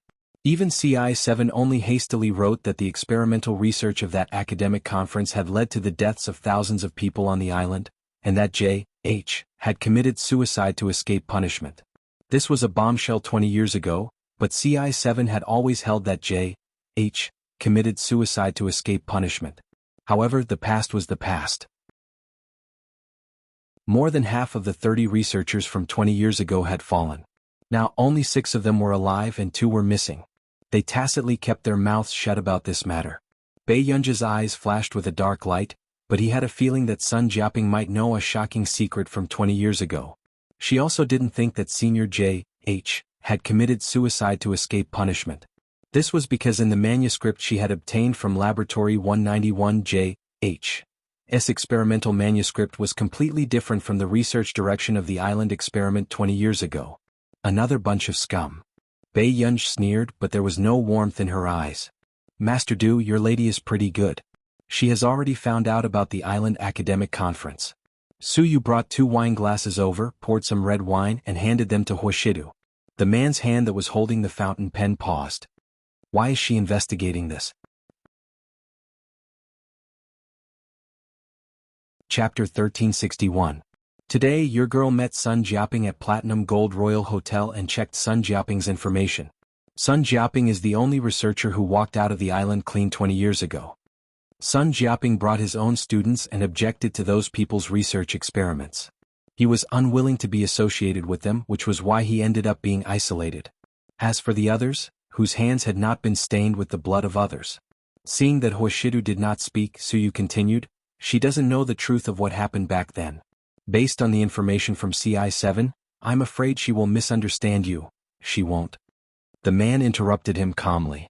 Su Yu was speechless.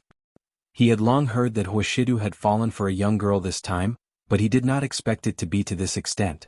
In order to investigate what happened back then, Huashidu had once taken over CI7 with him.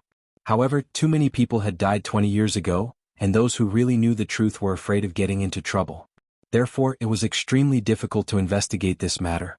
Therefore, after Huashidu handed over CI7 to him, he had completely removed himself from it. Even Xian Yuan only knew that the real Yushio, in charge of CI7, was Su Yu. However, he did not expect that the Yushio back then was actually 2 different people. One was Su Yu and the other was Huashidu. Therefore, Huashidu knew Bai Yunj's identity in the bureau from the beginning. Are you sure? She's very interested in this information and is already preparing to continue investigating. Su Yu took a deep breath and asked patiently. She has the real experimental manuscript in her hands.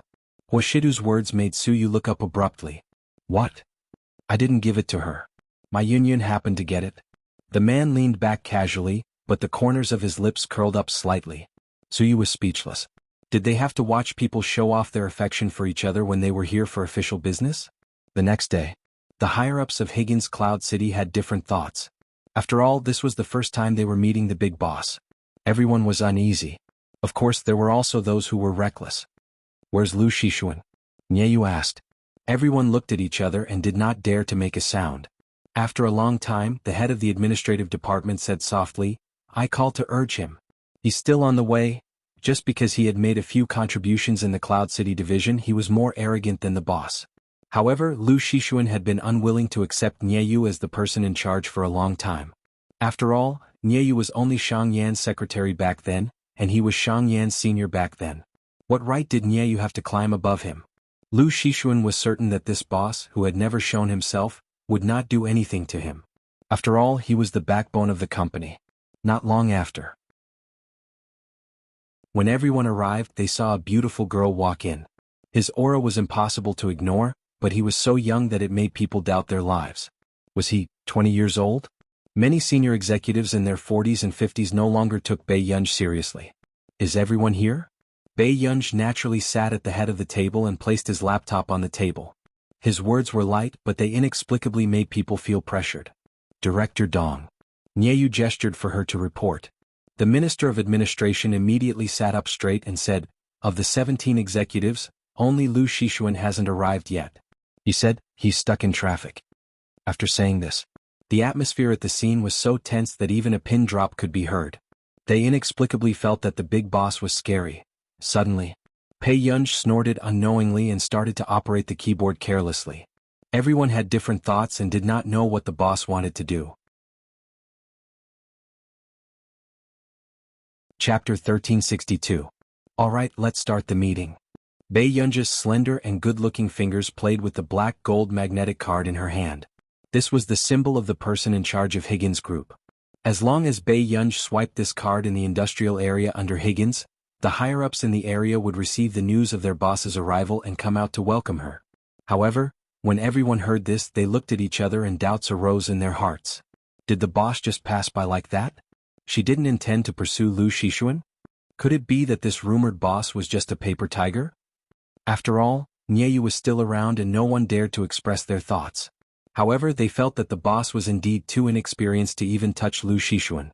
If it weren't for Shang Yin, Higgins Group would have been finished in the hands of this boss. Everyone increasingly felt that this boss was just a pampered young lady. How could she have the ability to manage a group?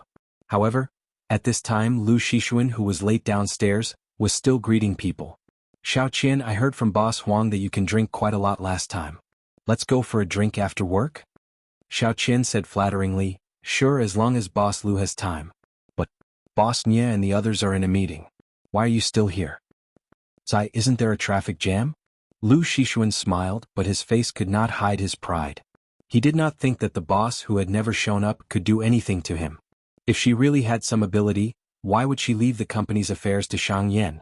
Lu Shixuan sneered, but when he was in front of the gate on the first floor and prepared for facial recognition, unexpectedly, not only was the identification system unable to detect his identity, but it even sounded a mechanical female voice. "There is no information about your identity in the system at the moment.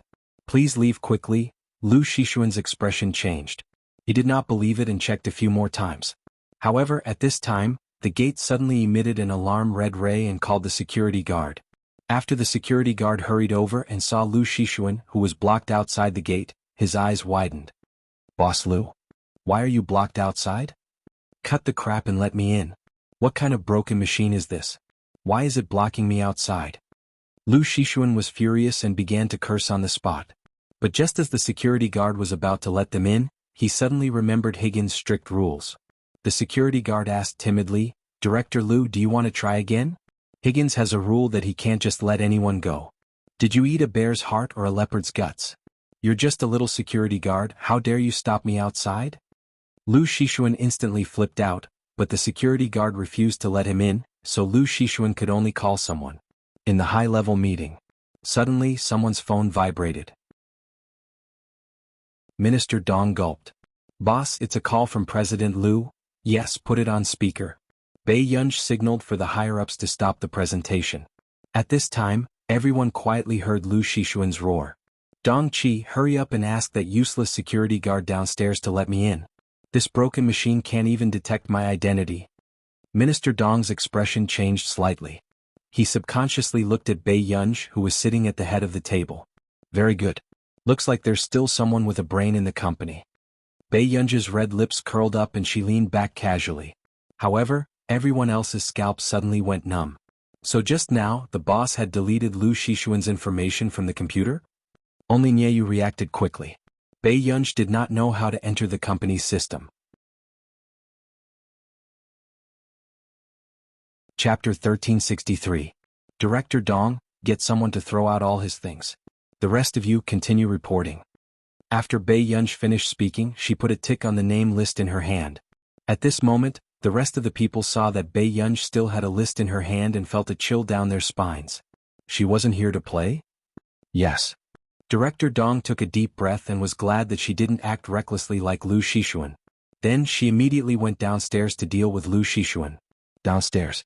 "Dong Qi, what are you doing? Are you rebelling?" Lu Shixuan saw the two people behind Dong Qi carrying two big boxes of things from his office and couldn't help but widen his eyes in disbelief. President Lu, you should be happy that the boss gave you a break. Director Dong's beautiful nails brushed her hair away from her shoulders.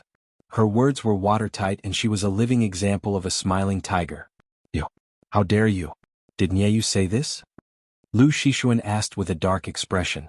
Lu Shixuan, you even dared to patronize the boss's meeting. You're not a hero who started the dynasty and yet you're putting on airs. Who can tolerate you? Director Dong pointed casually. Throw out all the things. After that, Director Dong straightened her back and walked upstairs in her high heels. Lu Shixuan, who was shouting behind her, couldn't wait to strangle that little B*TCH Dong Qi to death. Director Dong returned to the meeting room valiantly and proudly. She couldn't say that she was comfortable. Lu Shixuan, that old pervert, couldn't wait to stick his eyes on her body every day and even touched her. If Nieyu wasn't afraid of him, she wouldn't have swallowed her anger.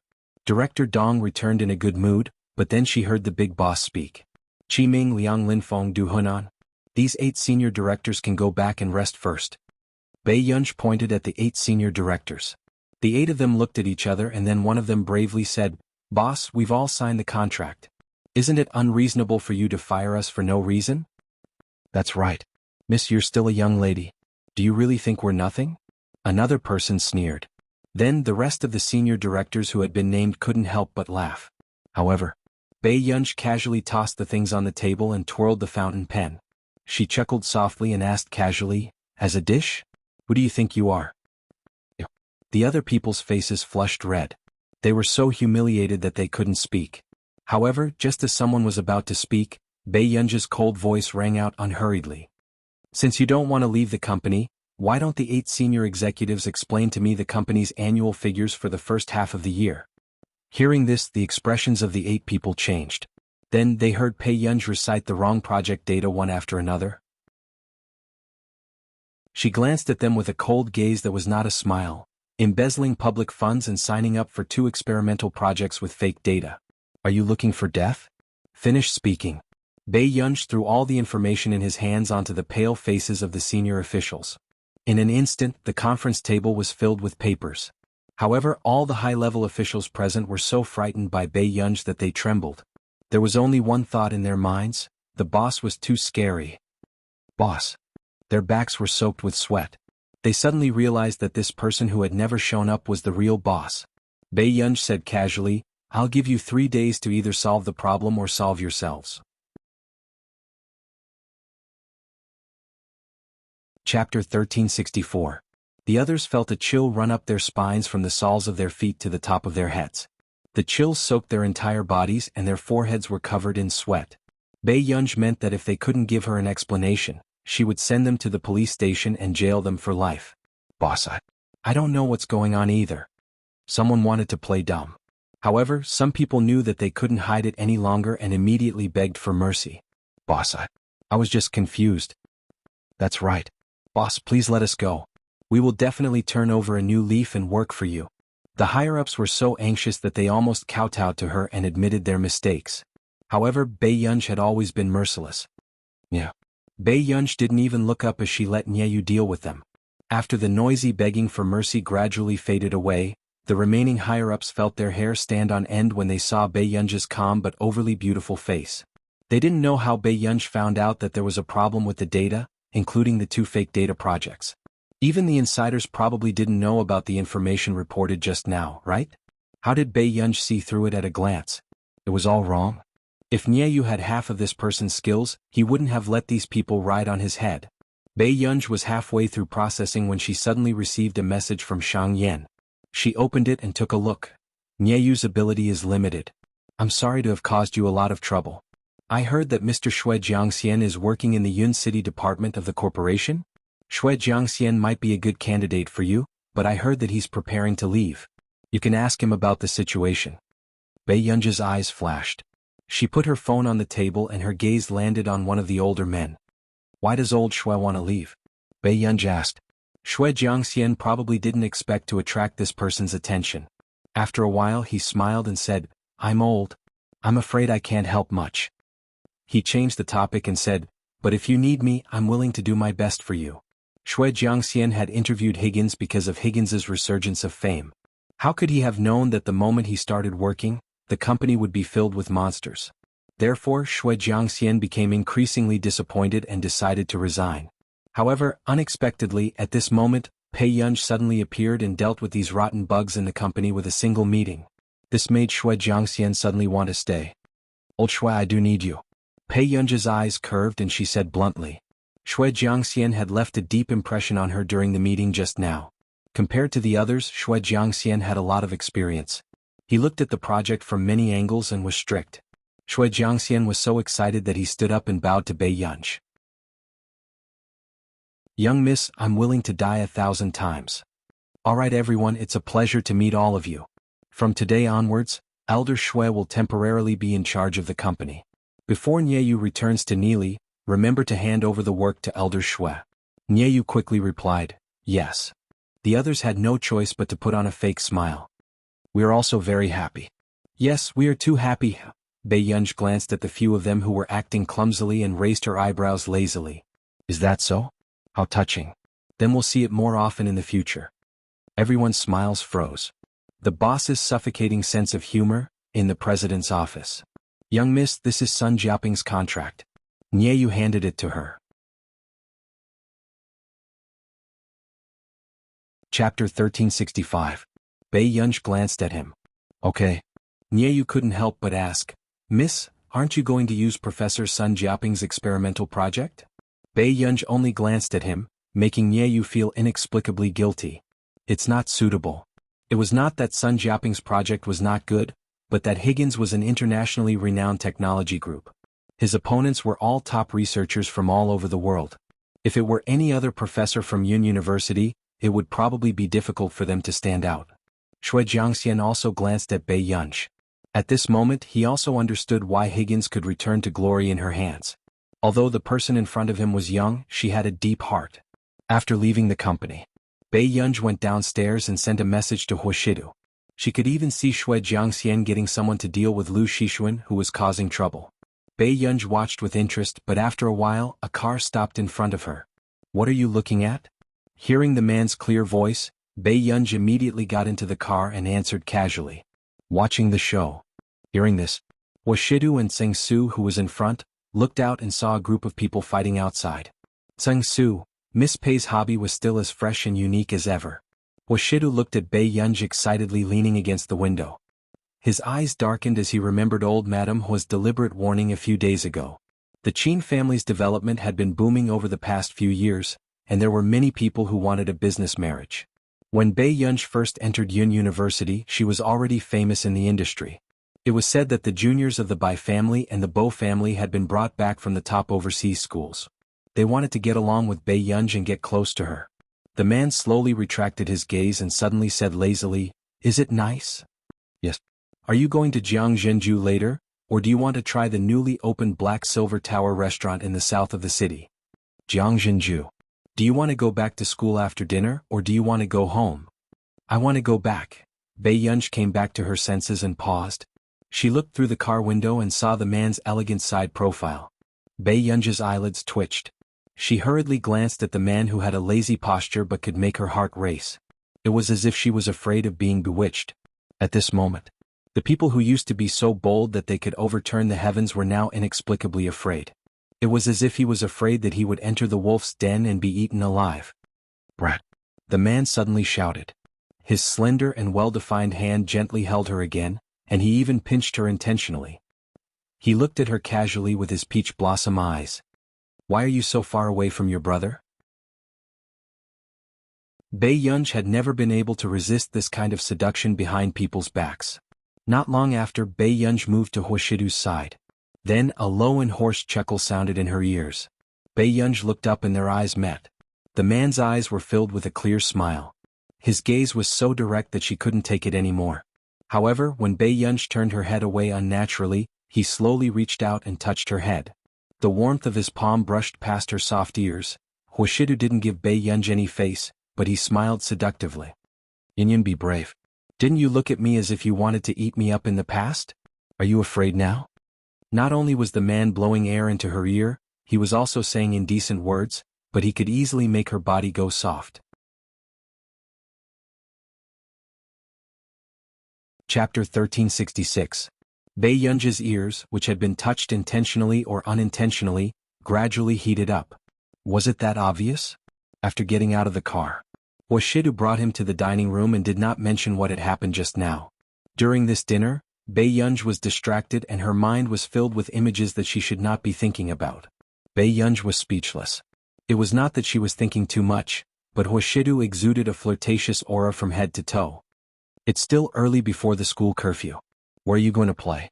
Washidu suddenly spoke, making Bei Yunji relax unconsciously. However, the way she looked at the man was complicated, as if her thoughts had been guessed correctly. She seemed to be holding her breath and her emotions were indescribable. She felt like cursing. However, the man smirked. He clearly knew the little girl's personality, but at this moment he pretended not to know the desire to win burning in Bei Yunji's heart. This move of retreating in order to advance indeed made Bei Yunji restless. He picked up Bei Yunji's favorite dishes and said casually, "It's okay. I didn't expect you to be like an adult." Bei Yunji was speechless. She was humiliated. This meal didn't taste good. However, after going downstairs, Bei Yunji had a lot of fun since the man was finally human. She was thinking about when to move over. But sometimes, the development of things was always unexpected. Jianghu, who had just finished filming a promotional video, was wearing a mask and a hat. He walked in front impatiently with his long legs. The manager behind him was very tired from chasing after him. "Brother Yu, there's no need to walk so fast, right? What else can I do? Listen to your nonsense?" Jianghu glanced at him. Although he was dressed tightly, his perfect figure with wide shoulders and narrow waist was still very attractive on the road. The manager was speechless.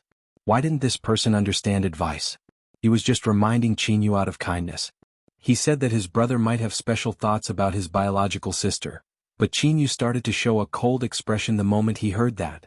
The manager endured it. "Brother Yu, don't you think that your brother is too concerned about your sister?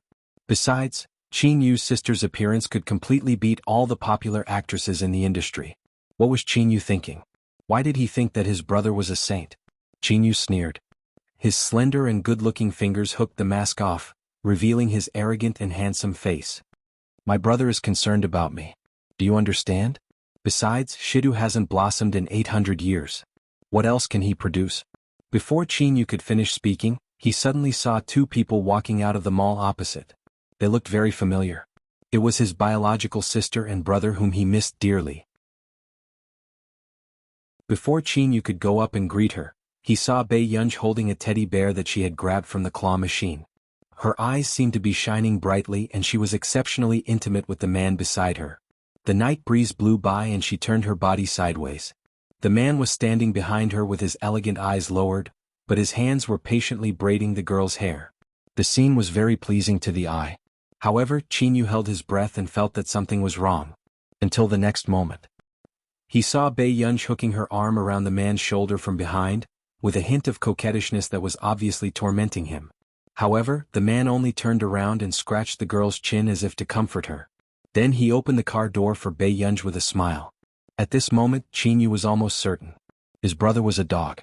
After holding it in for a long time, Jianghu could only say slowly, "F***ck, he had been deceived." Chapter 1367. At this moment. The moment Jianghu closed his eyes, Hoshidu's beastly actions back then appeared crazily in his mind. He had hinted at him to be careful of Ger's puppy love. Intentionally or unintentionally, he had encouraged him to tell the old master not to let Bei Yunji get too close to the young talents in the industry. He had even King told him that Yuhan Ran had ulterior motives towards his sister. In the end, he had been very careful with outsiders, but he had never thought that the iron tree that had not bloomed for 10,000 years would steal his little cabbage. At the thought of his stupid actions, Jianghu's blood was in a mess and his throat was stuffy. Back then, he had even begged Hoshidu to take care of his Ger and send her to his house. But what about this inhumane beast? Ger had just entered university and these two were already so clingy? As a man, he didn't believe that they hadn't been plotting for a long time. "Be brother Yu?" Seeing that Jianghu was so angry that he was about to vomit blood, the manager changed from gloating to uneasy. Suddenly, Jianghu said coldly, "I'm going to kill this B*****. The manager was speechless. The brothers in the past had turned against each other. This was truly a drama of life. The manager tugged at Jianghu, telling him to calm down. After all, even if they couldn't be brothers, they could still be brothers-in-law. However, this sentence completely ignited Jianghu's anger. He was just short of rushing home to get a knife. After Bei Yunj returned to school, she lay on the bed in the dormitory for a while before coming down to drink some water. She sat on the chair and suddenly said, "Su Xianing, I'm going out to stay this weekend." Su Xianing was wearing a mask and watching the news broadcast. She was shocked by her words. "Why, you're going out to stay too?" There were many people who moved out of Yun University, but it was surprising that the other party was Bei Yunj. Su Xianing regained her senses. "But there's an exchange meeting this weekend. I heard that it's a big shot in the industry from Continent K. I'm not free." Bei Yunj looked casual and indifferent as she played with her phone. However, she was actually thinking about whether she should give her brother a surprise when she moved out. "Alright, I heard that Wang Guanshan's sister is coming too. The last time you went to the computer science class, you made him lose so much face. It's better to hide." Su Xianing had never interacted with Wang Guanshan, but she had heard that this person was very vengeful in the computer science department. Who knew when he would come to cause trouble for Bei Yunj? Bei Yunj's eyelids twitched.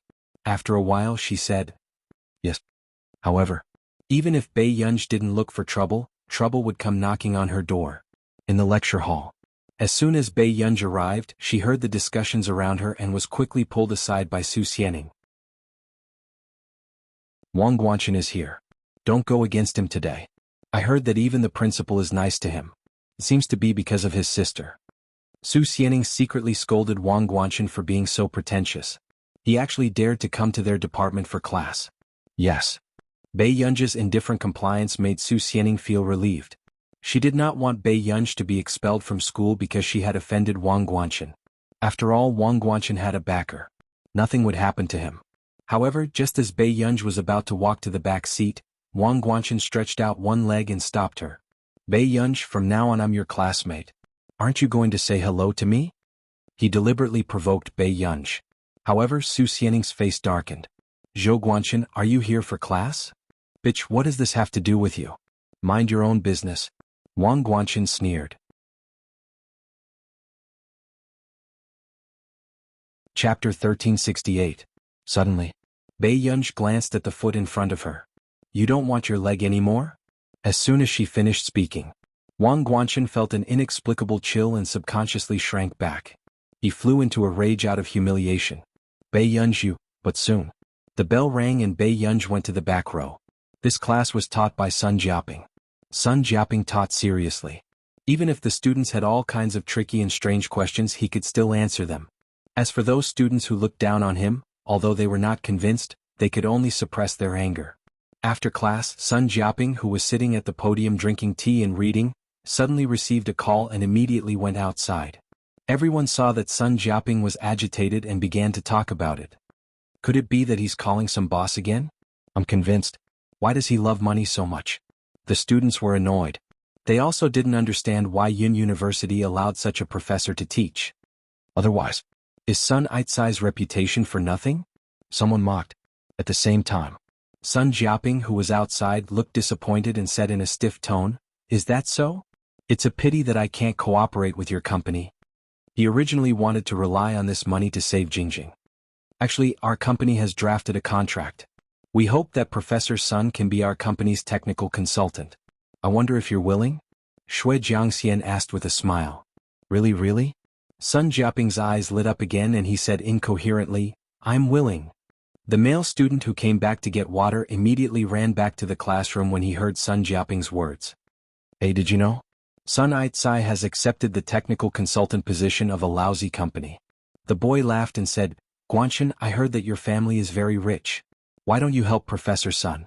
Maybe if he gets excited, you can get full marks even if you don't come to class in the future." "How can it be so easy to be my family's dog?" Wang Guanshan sneered, his tone full of sarcasm and arrogance. This made many male students who were happy to be friends with Wang Guanshan burst into laughter, as if they could trample on a professor that they couldn't reach. "Is that enough? How much money Professor Sun wants to earn is his business." One of the girls frowned. Following that, a girl also chimed in, "That's right. Why should a researcher be poor? It's just to prove that he's honest and studious." However, upon hearing this, some of the boys became angry out of humiliation. They insulted her without thinking. Huang Minmin, don't tell me you're interested in such an old man? After saying this caused the other boys to laugh at him.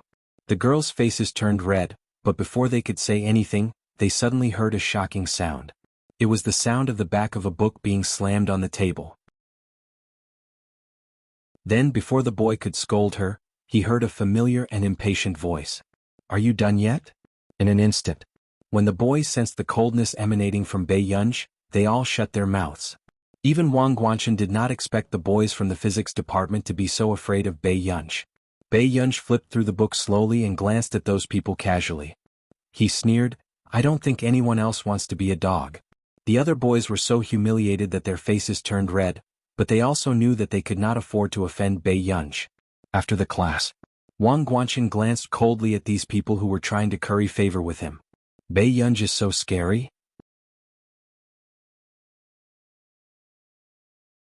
Chapter 1369. The others remained silent. Bei Yunj had been promoted from Hengda, and many students from Yun University had been promoted from Hengda as well.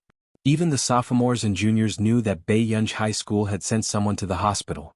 They even prayed crazily on the eve of the college entrance examination that this big Buddha could go to Beichuan University and not come to a small temple like Yun University. So, who the hell wasn't afraid of Bei Yunj? What's the use of having you? A bunch of useless people. Wang Guanchen gritted his teeth at the thought of how people were flattering him in class, but Bei Yunj's words scared this group of people out of their wits. Brother Chin, of course you're not afraid of Bei Yunj. Your family background is good and you came from Continent K. But we don't dare to offend her. The boy beside him explained. Yes, Bei Yunj is a lunatic. No one dares to provoke her. Besides, her grades are good. If anything happens to her, Yun University won't bear to expel her. Wang Guanchen laughed coldly. Can't bear to expel her? Idiots, just watch carefully. His sharp eyes swept over them, looking a little ferocious.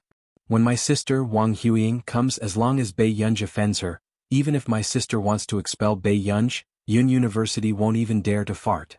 With that said, Wang Guanchen left, leaving the boys looking at each other. Wang Huiying? That famous genius from Continent K? Friday afternoon. After Bei Yunj sent a message to Huashidu, she carried her bag and went to the apartment Huashidu had prepared. After opening the door with her key, she found that the furniture inside was spotless, as if someone came to disturb her every day. Bei Yunj raised her eyebrows as if she had thought of something. The smile on her lips gradually turned into an interested one. Then she went into the bathroom to take a shower. Huashidu, who had just received the news that Bei Yunj was going to the apartment today, had already driven to the apartment. However, Huashidu did not expect Bei Yunj to already be upstairs. What was even more unexpected was, Qin seemed to have arrived at the apartment before him. Qin had no intention of hiding his identity at all. He was wearing a black t-shirt, short-sleeved shirt and trousers as he leaned against the wall and smoked. The English tattoo on his forearm was exposed and his eyes were noble and superior. His loose black hair half covered his emotions. Huashidu raised his pale-colored eyes and met Qinyu's eyes. The man glanced at him without leaving a trace. He knew that there must be a demon behind Qinyu's sudden arrival, but he was still calm. Looking for me? Qinyu cut off the cigarette without saying anything and snorted coldly. Before anyone could react, he strode forward to Huashidu and punched the man in the face. Huashidu, are you King human? Huashidu was in the wrong and did not intend to fight back. However, Qinyu's merciless strength made him turn his head away slightly pathetically. The man licked his cheek and sucked in a breath of cold air. He smelled the blood in his mouth and chuckled softly. He wiped the blood on his lips with his finger. You know, Qinyu, you want a few more punches? I'll let you hit me as much as you want today, but don't hit my face. Huashidu said calmly. Qinyu gave a fake smile. Why? Huashidu slowly took off his suit jacket and threw it to the stunned Seng Su. It's hard to explain if the little girl sees it. Qinyu wanted to kill someone. F***ck, at this moment. Bei Yunj, who had just taken a shower upstairs, was wearing a nightgown and sitting on Huashidu's table reading. She had no idea what was happening downstairs. Chapter 1370. Bei Yunj knew that Huashidu would be waiting for her in the study, so after flipping through the book she took a bottle of nail polish and sat by the desk to apply it in boredom. This nail polish was not bought by Bei Yunji.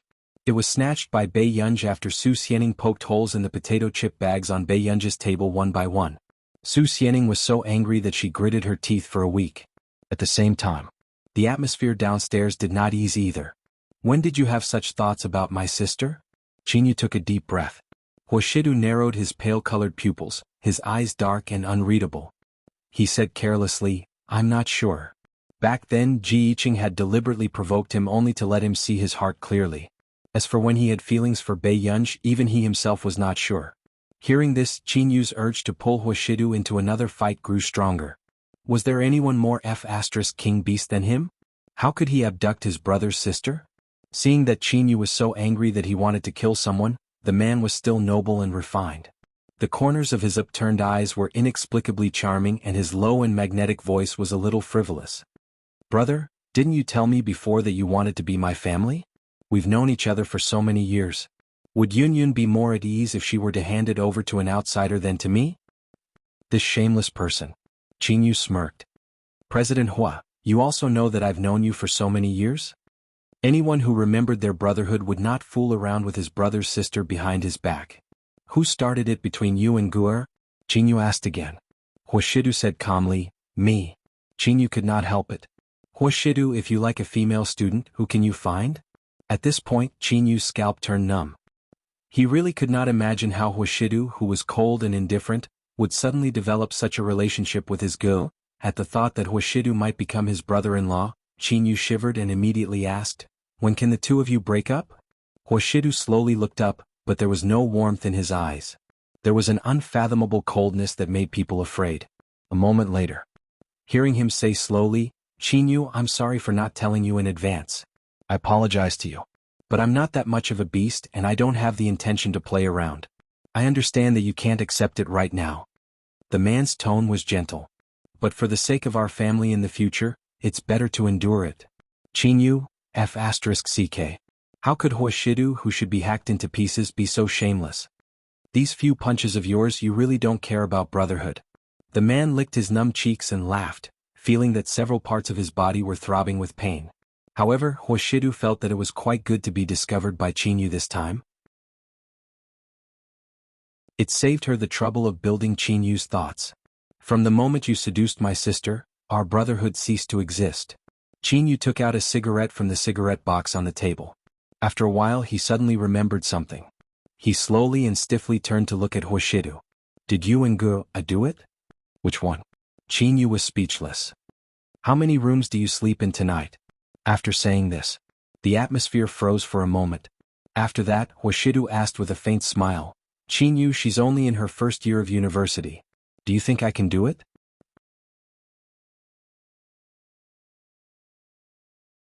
Chapter 1371. Qinyu also heaved a sigh of relief but said, then did you? The man suddenly interrupted him and continued slowly, you'll have one sooner or later. Qinyu's face twisted uncontrollably. Listen, did this sound like something a human would say? After calming down. After Qinyu finished smoking, he planned to go upstairs to the study with Huashidu to talk. After all, if Huashidu's face was really disfigured by him, Gur might still be angry with him. At this thought, Qinyu's emotions became even more complicated. We've been brothers for so many years. I've really met the wrong person. Huashidu did not care what Qinyu was mumbling behind him. However, when he casually opened the study door and saw the scene inside, he froze. Unknowingly, someone had suddenly appeared in the study. Bei Yunji was sitting lazily in his usual chair. Her nightgown was loose and revealing her shoulders, and one could vaguely see the black straps inside. A pair of fair and slender legs were resting lazily by the table, forming a strong contrast with the wine-red nail polish she had just applied, causing a strong fluctuation in his senses.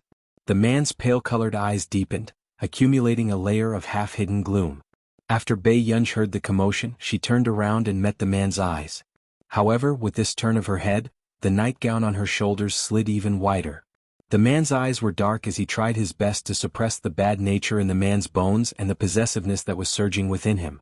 The little girl casually took a clean nightgown, but did not realize that this nightgown was too big for a man's usual wear.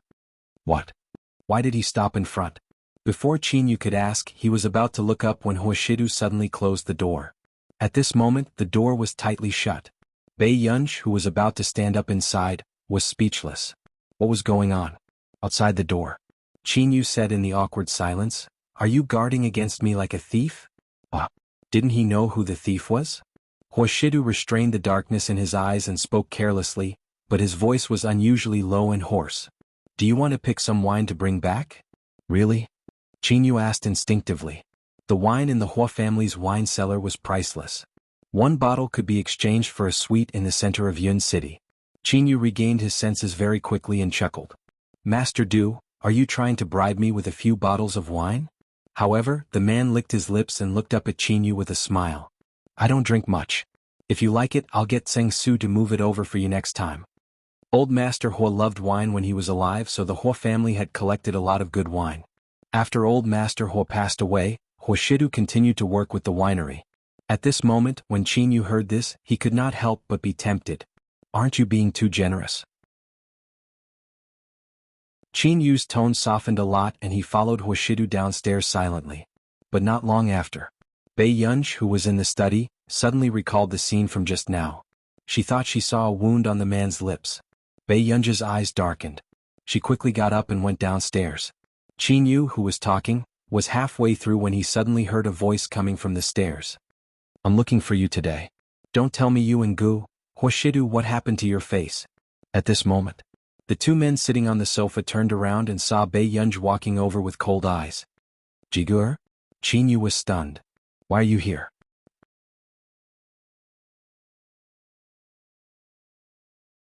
Chapter 1372. However, there was indeed no need to discuss this topic too much. Looking at Bei Yunj's ill-fitting nightgown, the answer was already clear. Bei Yunj only pursed her red lips and walked past Qin Yu, arriving in front of Huashidu. She reached out and touched the wound at the corner of the man's lips, her eyebrows still furrowed. However, the man grabbed her hand and kissed it comfortingly. "It's okay, Yun Yun." "What's okay?" A cold laugh escaped Bei Yunj's throat.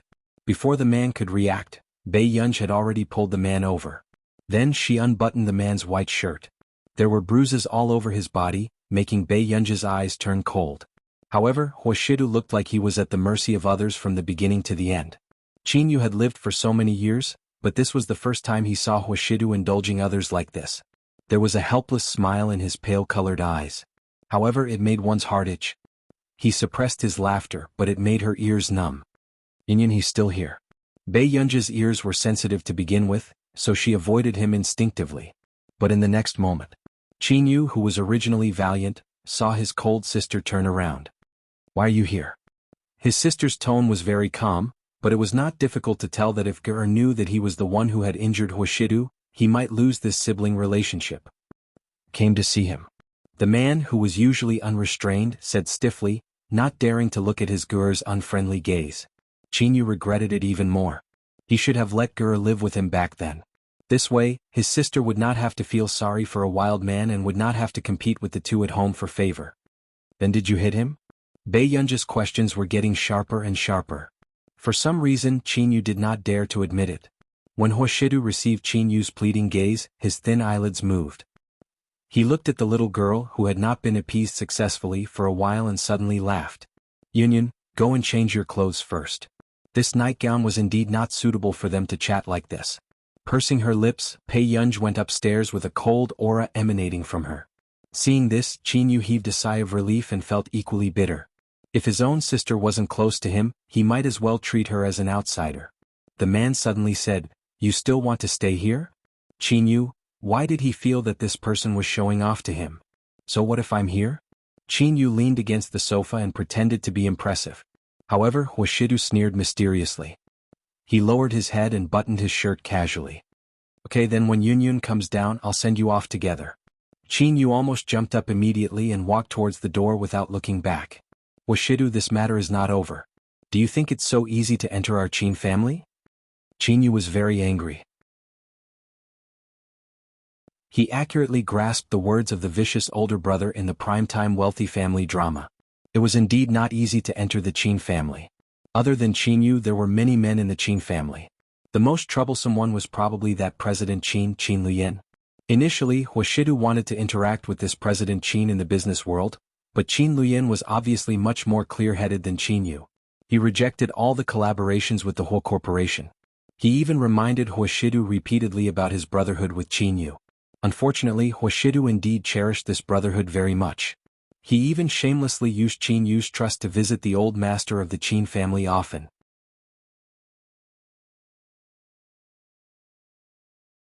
Chapter 1373. After interacting with him for more than a year, old Master Qin was already extremely satisfied with Huashidu. Bei Yunj changed her clothes and went downstairs, only to find that Qin Yu had already left. She walked in front of Huashidu and snorted. "You're quite protective of him." Seeing that the young lady was unhappy, Huashidu glanced at the medical kit in her hand. He chuckled unconsciously and took it. "I'm just afraid that it won't be easy to enter the Qin family in the future." Bei Yunj frowned even more when she heard this. Back then, she wanted to fulfill the original owner's wish and knew very well that the original owner could not let go of anything in this life. It was nothing more than the Qin family and her family. As a bystander, she had been reborn in the body of the original owner. From the beginning, she was actually unwilling to stay in the Qin family and help her 3 biological brothers. In her opinion, the original owner was too soft-hearted. However, not long after, she began to dream non-stop. She dreamed of the memories of the original owner yearning for kinship, as well as the days when her brothers had repented and shared weal and woe with the original owner. Bei Yunj seemed to be able to feel how happy the original owner was to have this kinship. Later, when the original owner found out that she had an incurable disease, she did not want to drag them down, so she told Qin Lang coldly that she did not want to be their sister anymore. Therefore, Bei Yunj also understood that the original owner only wanted to fulfill her wish, not take revenge. She had no right to help the original owner in the way she thought was right.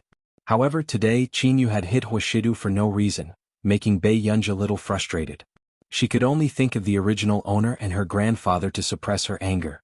"Then you'll stand there and take the beating if he hits you?" Bei Yunj laughed in anger. She did not think that Huashidu had such a good temper. The man watched as Bei Yunj's expression changed from interesting, "How can I be angry over such a small matter?" to "I'm King angry." He could not help but suppress the smile on his lips. He pulled her over and lowered his head to rest on the girl's neck, laughing hoarsely. Even his shallow breath sprayed on her sweater, heating her skin. Then she heard the man's clear voice, which made her ears itch and heat up. "I did let him down. Isn't this? I feel guilty." Bei Yunj's entire body froze. She could feel the man's scorching body temperature, and she could also feel his beating heart. She was even angrier by the man's intimate and ambiguous actions. Bei Yunj was silent for a long time. There's no other way.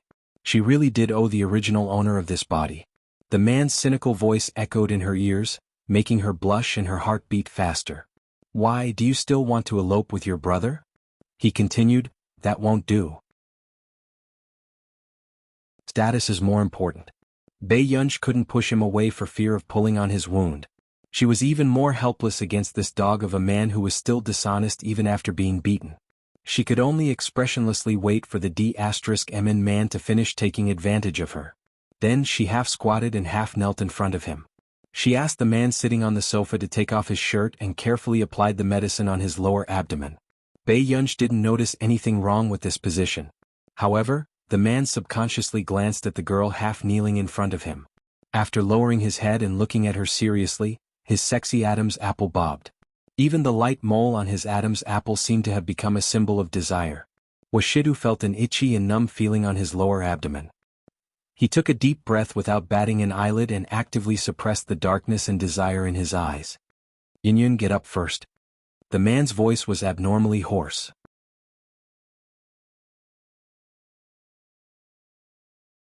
Chapter 1374.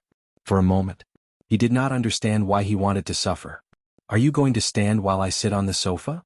Bei Yunj asked without looking up. "Huashidu, what was the difference?" The man forcefully suppressed the beautiful and hopeless evil thoughts in his mind and did not say anything else. However, to Huashidu, every minute and second of applying the medicine was torture. When Bei Yunj was finally done applying the medicine, she had just stood up when a coat suddenly covered her head. "Bei Yunj, what was going on?" By the time Bei Yunj took off her coat, the man had already left her sight. The next day, Yun University welcomed an unprecedented group of important guests. Continent K's 191st Laboratory and the teachers and students of Continent K's university came to visit Yun University for an academic exchange. Wang Huiying sat in the first row and watched Yun University's internal competition. When she did not see that person, she secretly calmed down. Thinking about it, how could that person be so bored as to come to school? Miss Wang has joined Continent K's university at such a young age. You can be considered the face of Continent K's university.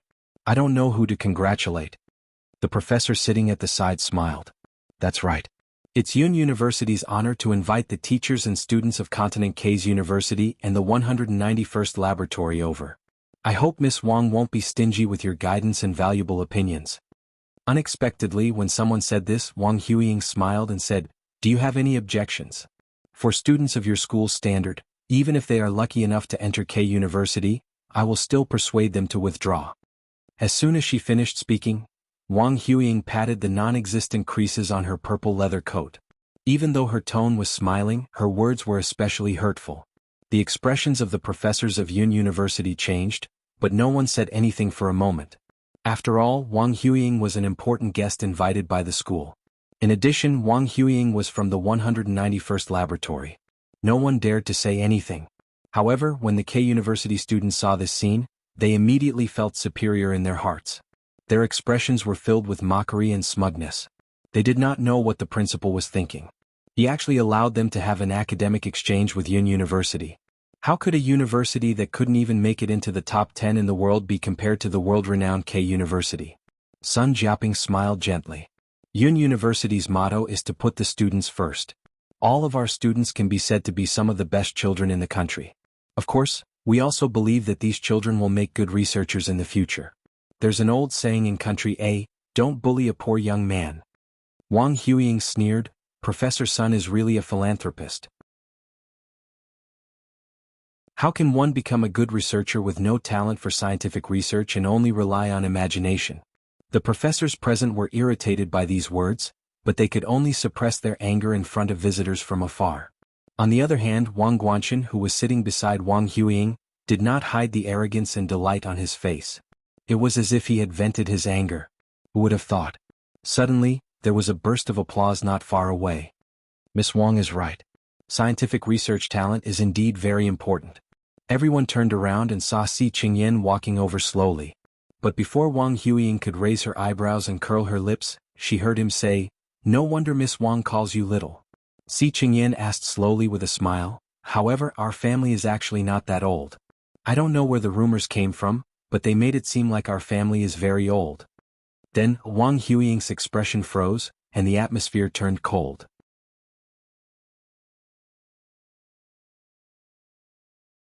Chapter 1375. Not only Wang Huiying, but even Master K and the usually cold and arrogant experimenters from the 191st laboratory froze strangely when they heard this familiar name. In the face of absolute dominance, all arrogance was fleeting.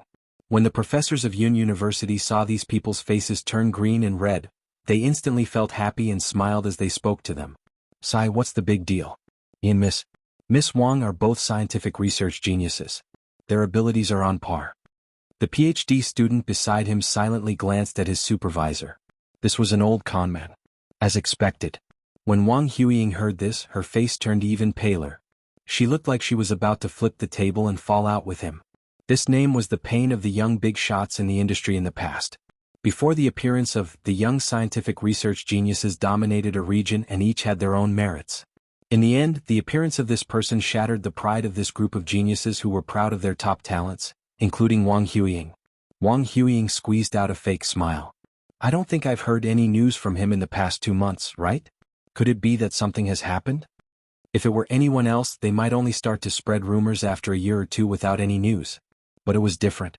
The higher everyone's expectations of her, the greater the pressure she had to bear." Si Qingyan suppressed the darkness in his eyes. Actually, his heart ached for Bei Yunsh. This guy was so young, but he had received so much attention from all over the world. Just as the professors did not know how to answer, Si Qingyan said coldly, "He's old enough." Before anyone could react, he continued, "He has to spend time in a relationship." Instantly, the atmosphere was strangely silent again. So, he had not been doing scientific research for the past 2 months because he had gone to date? Good Lord. To think that the outside world had already started to spread the news that he had lost his talent. There were even more ridiculous rumors that there was no such person at all. It was said that Country A had fabricated him to fool the international scientific research community. It was to attract the attention of other high-end scientific research organizations and achieve cooperation. I really want to meet him in person when I'm free. Wang Huiying also smiled, but she looked at the people in the competition and seemed to be chatting casually. I don't want to keep spreading rumors that Country A secretly fabricated such a powerful character to cause a commotion in the international scientific research community. Even I almost believed it. Don't you think so? In fact, it wasn't just Wang Huiying. Even the professors of Yun University had never seen this mysterious upstart in the scientific research field. They didn't understand why such a super scientific research genius was hidden at the top. However, they believed that the state would never do such a thing as a fictional character. However, although Si Qingyan tried his best to hide it, he could not help but laugh. He realized that everyone was looking at him, so he just leaned back casually. Miss Wang, if it's really a fictional character, how can you reject Farisk? If that's the case, I might as well write it myself. Reject Farisk and send the guest presenter to the hospital. The things he did were indeed crazy beyond belief. No matter where he was, this kind of character would be unique. But I have a feeling that Miss Wang will see it. Si Qingyan looked at Wang Huiying, his smile not reaching his eyes. Sister, don't take it to heart. Those flies from Yun University are a bunch of trash. Wang Guanchen followed behind Wang Huiying and immediately said enthusiastically, You're a genius of 191. It's only a matter of time before you surpass him. End of chapter.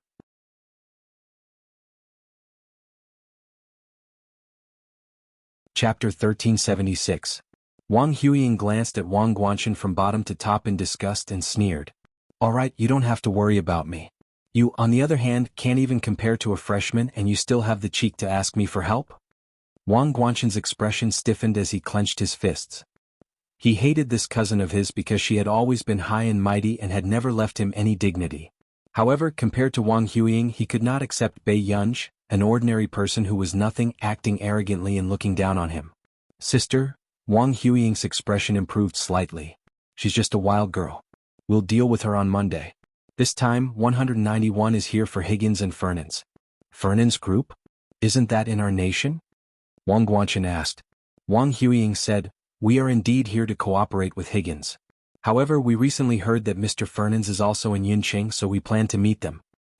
Didn't Higgins only rise in power in the past 2 years? Do they need you to meet them personally? Wang Guanchen was suspicious. When Higgins was glorious, you were still in school. Wang Huiying sneered. However, although Higgins has been lonely before, based on their current momentum, it's only a matter of time before they surpass that year. We are requesting for cooperation this time because of their technology core VE. When Wang Guanchen heard this, he understood that VE was someone he could not afford to offend. However, he was even more puzzled. Since when did Yunqing have such hidden talents? At the same time, in the hotel's penthouse suite. You're an elder and you're arguing with a little girl? Are you crazy or is she too capable? Even Tang Boyang did not expect his father to be so protective of Bei Yunj. He gritted his teeth.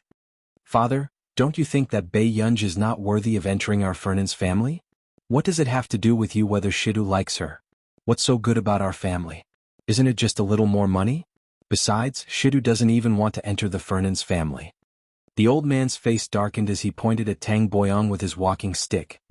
Roland, if you want to find trouble with that girl, I'll pretend that I don't have a son like you. Dad, how can you, for an outsider? Enough. That girl is much better than you were when you were young.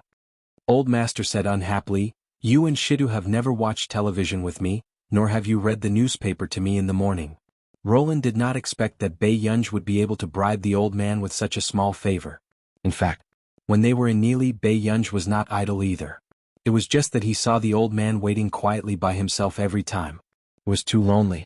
That was why she had come up with ways to annoy him and make him angry. On one hand, the old master despised her, but on the other hand, he hoped that she would stay for a few more days. If I could choose, I would prefer her to be my daughter or granddaughter. I won't give you a single cent of my family's property. I'll give it all to her. Fernan's did not hide his love for Bei Yunj. After Fernan's left, Tang Boyang took a deep breath and immediately called Chi Wuxia with a gloomy face. Chi Wuxia, what do you want to do with Bei Yunj? If this continued, he would not be able to compare to this wild girl in the Fernan's family's status. Qi Wuxiu sneered and his tone was not good. Tang Boyang, are you really useless or are you good at acting? He gritted his teeth and asked, why didn't you tell me that Bei Yunj has someone protecting her?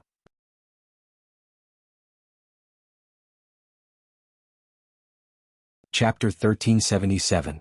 The two people he had sent to follow her had lost all contact a few days ago. Qi Wuxiu knew very well what this meant. This meant that his men had been captured by the police or army of Country A. But Tang Boyang, this useless person, did not tell him anything in advance. He couldn't even figure out the background of a little girl. What? Tang Boyang did not expect Qi Wuxiu's men to be captured. Roland, I'll give you another chance. Find out who's around Bei Yunj. With that, Qi Wuxiu hung up. Meanwhile, Tang Boyang's mind was in a mess as he held the phone in a daze. There was actually someone by Bei Yunj's side that Qi Wuxiu was afraid of? Monday. Wang Huiying and the rest's faces darkened because they could not make an appointment with Higgins and Fernan's. However, at the same time Wang Guanchen, who was desperately trying to find trouble with Bei Yunj, could not find her either. In the laboratory. Why are you here today? Si Qingyan was doing an experiment when he stopped and glanced at her from the corner of his eye. You don't have class today? I told Professor Huang that you asked me for help, Bei Yunj said naturally as she lay on Si Qingyan's couch. Si Qingyan paused. Was this something a human would do? With Huang Zui's temper, wouldn't he come over to settle the score with him? Si Qingyan took a deep breath and decided to change the topic. Do you know that someone from Continent K is here? I heard that even the people from Laboratory 191 are here. Bei Yunj stopped flipping through the electronic documents. 191. Si Qingyan thought that Bei Yunj did not know about Laboratory 191 and explained, it's the number 1 laboratory in Continent K. Didn't you know about it when you went to K University? Bei Yunj nodded vaguely. Recently, the people from Laboratory 191 had been chasing her closely, especially the head of the Shi family in Oz. They were afraid that the Wang family would usurp the throne and ask her every day when she would return to Continent K to hold the succession ceremony. At the thought of this, Bei Yunj's eyelids twitched. She decided to avoid the people from Laboratory 191. However, no matter how hard Bei Yunj tried to avoid it, trouble would still come knocking on her door. No. Bei Yunj had just eaten with Song Yao in the canteen when a few people suddenly sat beside them. Wang Guanchen placed the plate on the table, crossed his legs and sat beside Bei Yunj eating in big mouthfuls. Bei Yunj, who have you been hiding from recently? Listen to Yan. Opposite him, Song Yao stopped her chopsticks and looked at Wang Guanchen with a strange gaze. This was the first time she had met someone who dared to provoke Bei Yunj. As expected. She turned around and saw Bei Yunj exchanging glances with her. Bei Yunj said slowly, let's talk after dinner. This sentence was obviously directed at Song Yao. Wang Guanchen thought that Bei Yunj was afraid of him and was tactfully giving in to him. Sure, but classmate Pei, remember what you said. Don't hide from me. The arrogance on Wang Guanchen's face made the corners of Lu Yuanxi and Chu Zhixing's mouths twitch. Where did this confidence come from? Hearing this, Bei Yunj lost her appetite. Hide from you. Bei Yunj looked up at Wang Guanchen and seemed to have suddenly remembered something. Her beautiful eyes curled up. Ah, I almost forgot. So is it the Wang family in Continent K, that freeloader? Instantly. The smug look on Wang Guanchen's face froze with the atmosphere. End of chapter.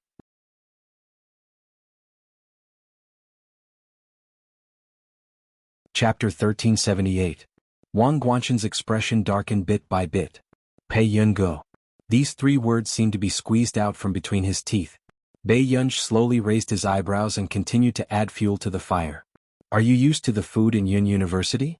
Will student Wang have indigestion? He was mocking Wang Guanchen's family for being addicted to living off women and stabbing a knife into their hearts. Bei Yunj put down his chopsticks and left with the plate. Eat slowly. Song Yao and the rest left as well.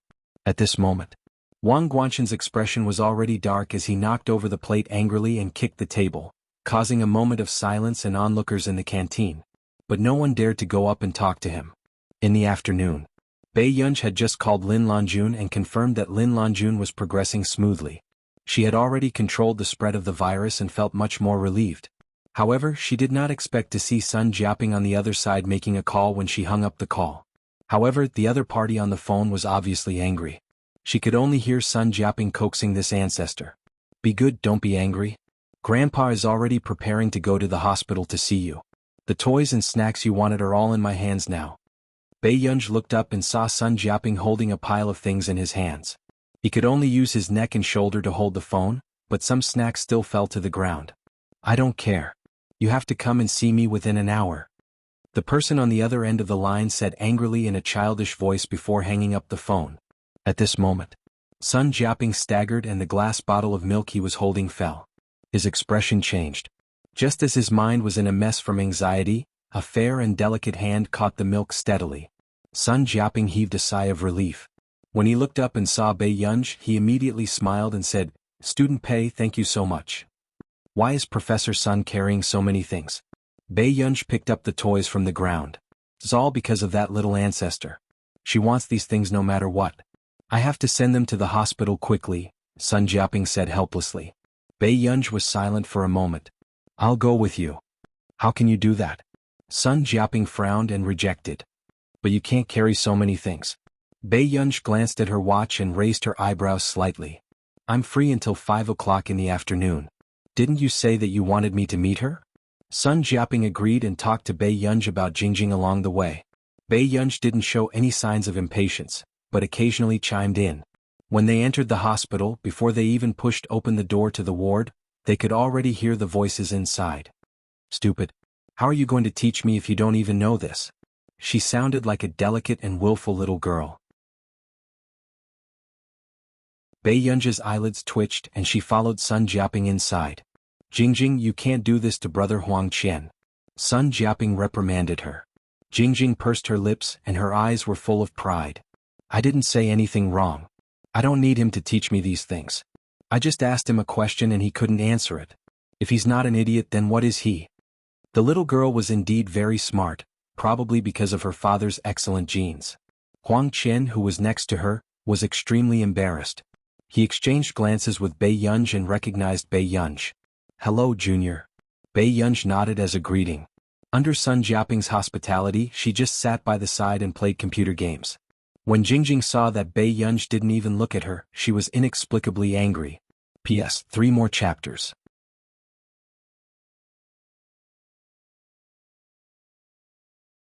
Chapter 1379. Jingjing sulked and played with the Rubik's Cube. When Sun Jiaping went out to get the medicine, Huang Qian also went out to avoid him. Thus he could only let Bai Yunj stay. Jingjing is smarter than her father. It's my fault for not teaching her well.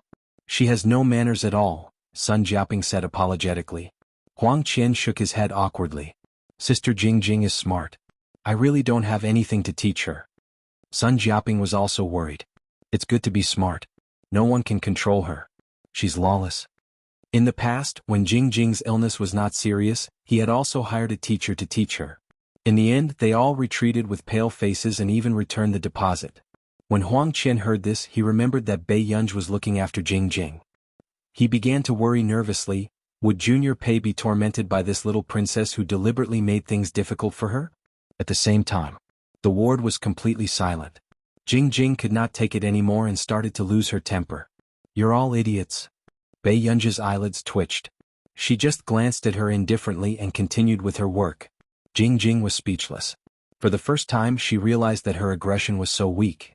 Jingjing said, only idiots play computer games every day.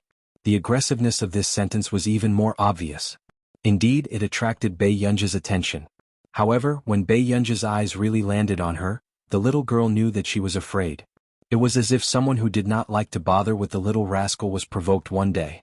When Jingjing saw Bai Yunj walk over, she slowly picked up the test paper on the table. What? I don't want you to teach me how to do my homework. I can do it. Jingjing said confidently. However, the next moment she saw Bai Yunj roll the test paper into a stick and then hit her head. Little rascal, don't you have any manners? After being taught a lesson, Jingjing immediately exploded. What are you doing? Bai Yunj said lazily, I'm trying to see if I can make you smarter. When the little girl heard this, she was furious and kept silent for a long time. Then she asked incredulously, are you saying that I'm stupid? Obviously, this was the first time the little girl had suffered such a great humiliation. After Jingjing came to her senses, she chuckled, the knowledge of these questions, you all learned it when you went to college. I'm only a junior high school student now. Upon hearing this, Bei Yunji's beautiful eyes twinkled as she stared straight at her. After a while, he poked her forehead with his index finger. You're that good. It was the first time that Jingjing had seen someone who was more beautiful than on TV, not to mention Bei Yunji's pair of seductive foxy eyes. Almost no one could look at her with a smile for more than 10 seconds. In an instant his face turned red. You, Jingjing pursed her light pink lips, and her small hand could not help but grab the small quilt. She said in a fierce voice, Grandpa said that my illness will be cured, and I will become a very powerful researcher. She looked up at Bei Yunji and said, everyone will treat me well and protect me. I'm a genius that everyone is fighting for. In the past 2 days, there were indeed people who understood the situation. They called and prepared to transfer Jingjing to the military hospital. Really? Why do geniuses need to be protected? Bei Yunji's words made Jingjing pause for a moment. She was speechless for a moment. Because, child, if someone protects you at all costs, it is not because you are very powerful, but because you carry the hopes of many people. Bei Yunji smiled and pinched her cheek as a punishment.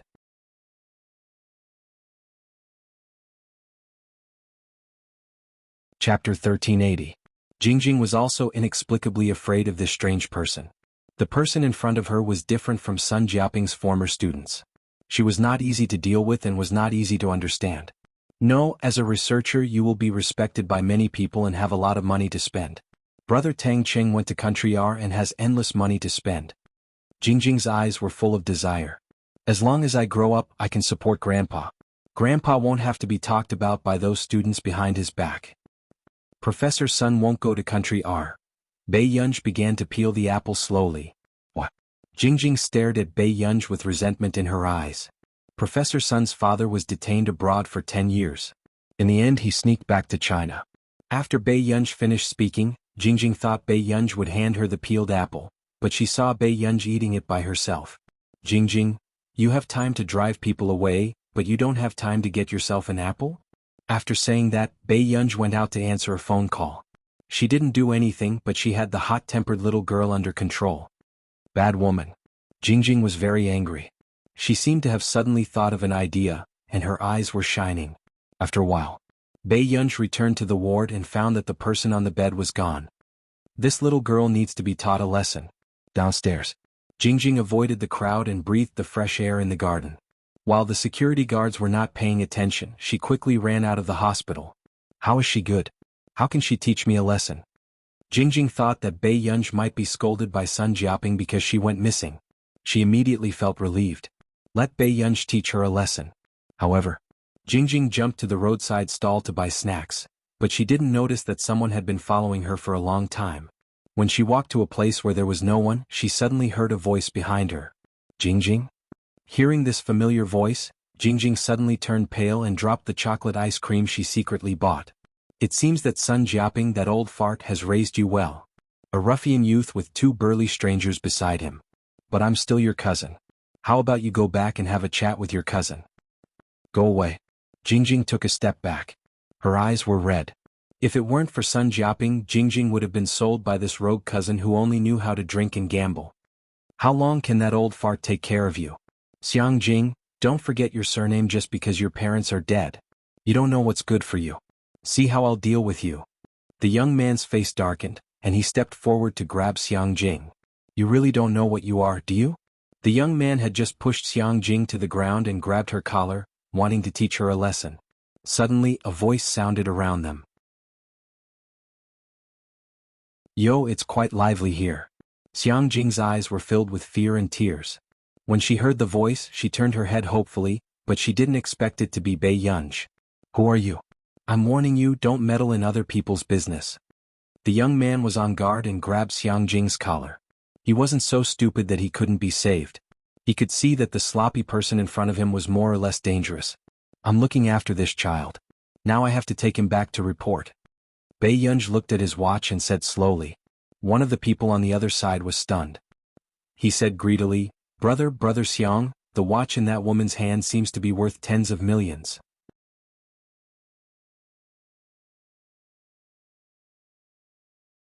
Chapter 1381. Really?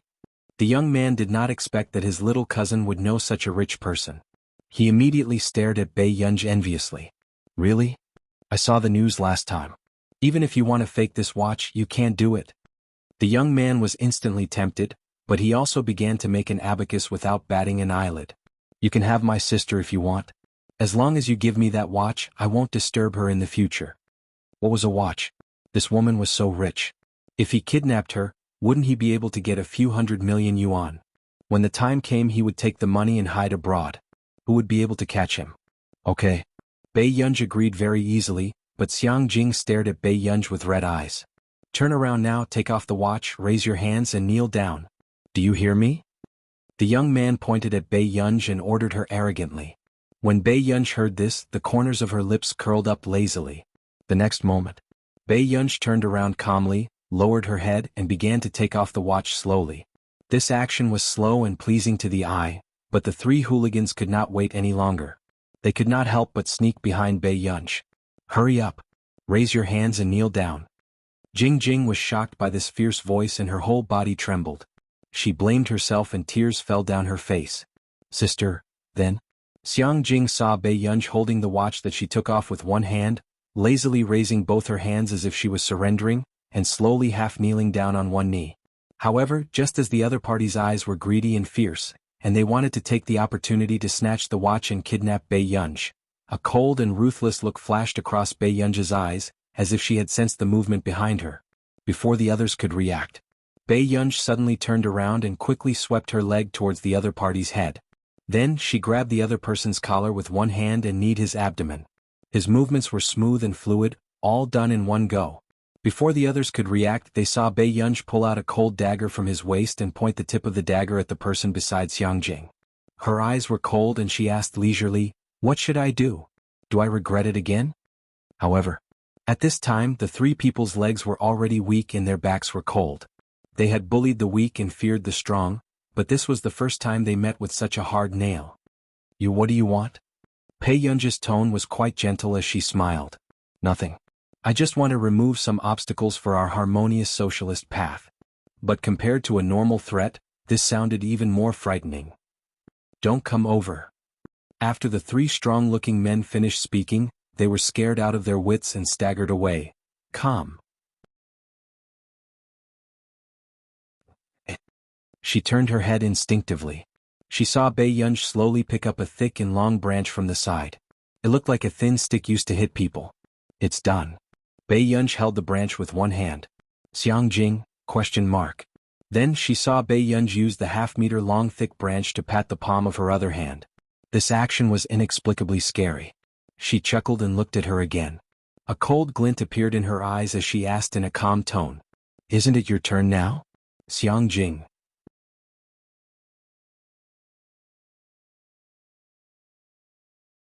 Chapter 1382. Sister. Xiang Jing was inexplicably terrified. One could hear the timidity in her voice. She reminded her sister softly, "It's against the law to hit someone." "Yes, I haven't drunk tea in the police station in this area." Bei Yunj sneered and walked towards her. The person who had just wanted to remove obstacles for a harmonious society changed her attitude faster than flipping a book. "Sister, I'm wrong." Xiang Jing suddenly pounced on Bei Yunj and started to cry in a childish voice. "Boo-hoo, I'm really wrong." The atmosphere was silent for a long time. Just when Xiang Jing thought that Bei Yunj's heart softened, she heard the other party's clear and cold voice. "Are you going to wipe your snot and tears on my body?" Xiang Jing, why was this woman so stubborn? Not long after, when Sun Jiaoping returned to the ward, he found that his little granddaughter was very obedient. She sat on the bed and did her homework. She didn't even raise her head. However, the atmosphere was a little strange. "Professor Sun, I have something to do, so I'll go back first." After Bei Yunj finished speaking, Sun Jiaoping nodded and watched as she left without looking back. Xiang Jing immediately threw away the pen in her hand. "Grandpa, is she the school bully in your school?" Xiang Jing's eyes were full of curiosity. "Sun Jiaoping, where did she learn this word from?" He suddenly thought of the situation at the hotel and asked, "What did she do?" Xiang Jing felt guilty. She didn't dare to say that Bei Yunj helped her teach the bad guys a lesson when she ran out blindly. "It's just that. I think this sister is very powerful." Sun Jiaoping and Huang Qian were very surprised.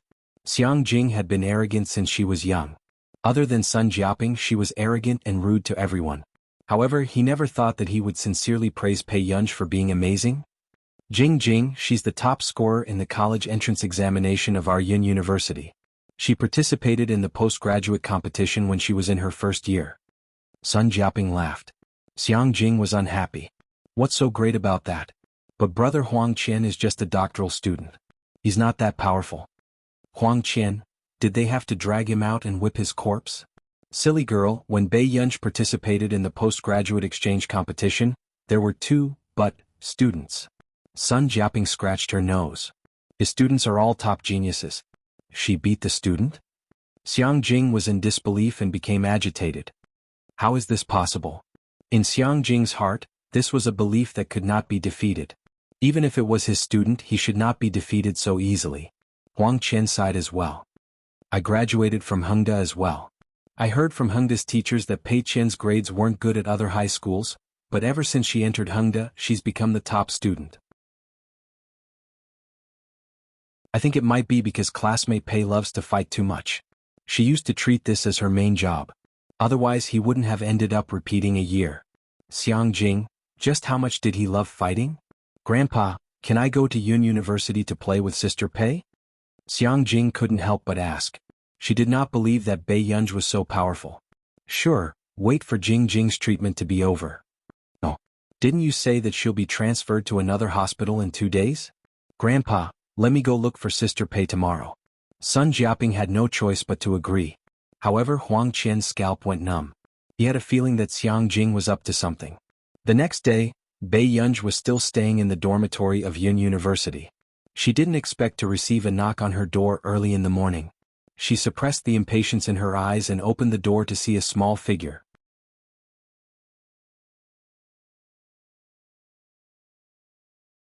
Chapter 1383. Xiang Jing's eyes were bright. She was wearing a beautiful dress and hugging a long-eared rabbit plushie. Sister? Before she could finish speaking. The door was suddenly closed by the person with a dark expression. Because the soundproofing of the dormitory door was not very good, they could still hear the commotion inside. Who is it? Someone asked curiously. Bei Yunj's voice trailed over. I don't know. Xiang Jing was speechless. How could someone be so unreasonable?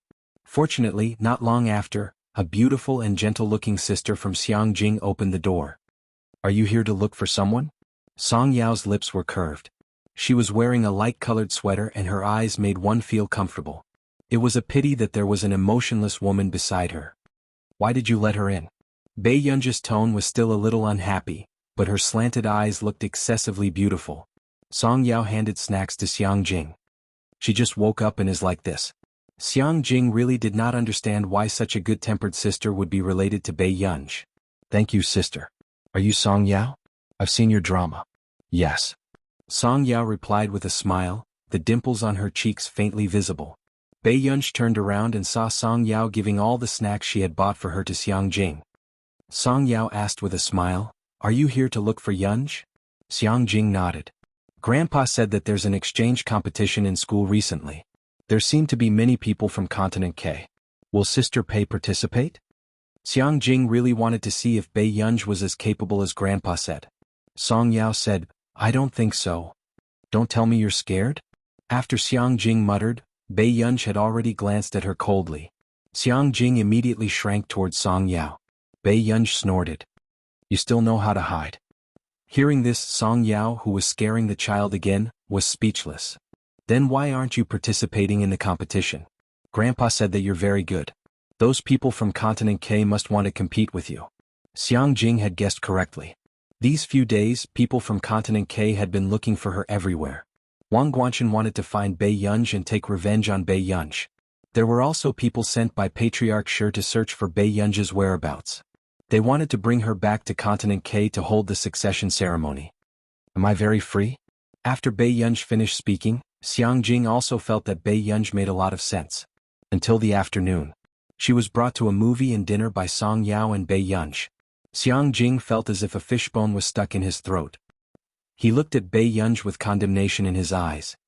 Don't you have nothing better to do? But not long after. The class president of Bei Yunj called and said that the school was organizing a group of students to watch the competition and learn from each other. They had to go back, but Xiang Jing was very happy. However, in the Yun University competition venue, the atmosphere was a bit tense. The students from Continent K all had arrogant and mocking expressions on their faces. How many competitions have there been? Yun University hasn't even won a single competition. What's the point? That's right. A few days ago, I even heard Sun Jiaping from the physics department and Si Qingyan from the computing department mocking our Professor Wang. This made me think that they were very capable. I didn't expect them to be a bunch of boastful paper tigers. The students of K University deliberately raised their voices to mock them so that many people could hear them clearly. The students of Yun University had always been the top students that others called top students. They had never been mocked like this before. Sun Jiaping doesn't have much ability to begin with. He's just an old good-for-nothing. Wang Guanshan's voice suddenly sounded. And these words were heard by Xiang Jing and Song Yao, who had just entered. Xiang Jing was furious and rushed forward. You're the good-for-nothing. Trash. Where did you get the cheek to talk about my grandfather? Wang Guanshan's expression was extremely ugly when he was suddenly scolded by a little girl. But soon, Song Yao appeared in front of him. Student Wang should know that you scolded a professor for no reason. If the situation is serious, you will be punished. Wang Guanshan found it ridiculous. Punishment? Did I say something wrong? Hearing this, Xiang Jing almost pounced on Wang Guanshan and bit a piece of meat, but Song Yao grabbed her tightly. If student Wang really doesn't like Yun University, why are you still here? Hearing this, Wang Guanshan's expression darkened. Song Yao, you're really no different from Bei Yunch. Do you think Bei Yunch can protect you? Let me tell you, she will be completely finished this time. So will you? After Wang Guanshan laughed coldly, he said to Mr. K, ignore that old man. It's more important for you to win the competition. Guanshan, I thought you had a good relationship with the people from Yun University. I didn't expect you to be on our side, K University student teased. My sister is your professor. Who can compare to my sister? Wang Guanshan raised his chin and went to K University's resting area. I know my grandfather is hated by many people. Xiang Jing lowered her head and bit her lip. But it's all because of me. If it wasn't for her treatment, Sun Jiaping wouldn't be thinking about how to earn money every day. Jingjing, that's why you have to grow up well. Song Yao rubbed her head again and smirked. Don't worry, Yun University will win the next competition. Jingjing looked up at Song Yao and then at the competition stage. This time it was the computing department. Jingjing's eyes widened when she saw someone. Jianxi. Jianxi was a famous genius in the computing department. Not only Jingjing but everyone else was also excited when they saw Jianxi. When Jianxi was in Yun University, she could be said to be the tyrant of the computing department. When did Senior Jian come back? Everyone was overjoyed. Even Qing Zihuai, who was participating behind Jianxi, was completely overshadowed. It's good that she's back. I want to see if the students from K University are so capable. It's true if they can win against our Senior Jian. Wang Huiying noticed the cheers and glanced at Jianxi with a frown. Who is that person? The people from Yun University seem to like her a lot. Wang Guanshan paused. Why is she back? It was only when Wang Huiying looked at him that he immediately said, It's Jianxi. She's a famous genius of Yun University. According to my friend Neely, not only is she the niece of Marcus, the director of the computing institute in our nation, but she's also a student of. Even the others sucked in a breath of cold air when they heard about this background. Marcus's niece, a student of? Was this someone who had won at the starting line since she was born? Wang Huiying's eyes darkened as well, as if she was facing a formidable enemy. Ingna Hixian, go and test her standards. Yes. The students who were sent did not dare to slack off. However, under the anxious atmosphere, no one expected Jianxi to win so easily. Seeing this scene, someone felt a chill run down the back of their heads. She's still a student of the little devil taught by the big devil. The pressure she gave off when she crashed the competition was the same. Oh, the students of K University are so weak? Professor C even called me back. Isn't it interesting? Jianxi was not someone who would forgive others, especially after being instigated by Si Qingyan, who said that the people of K University were finding trouble with her teacher every day.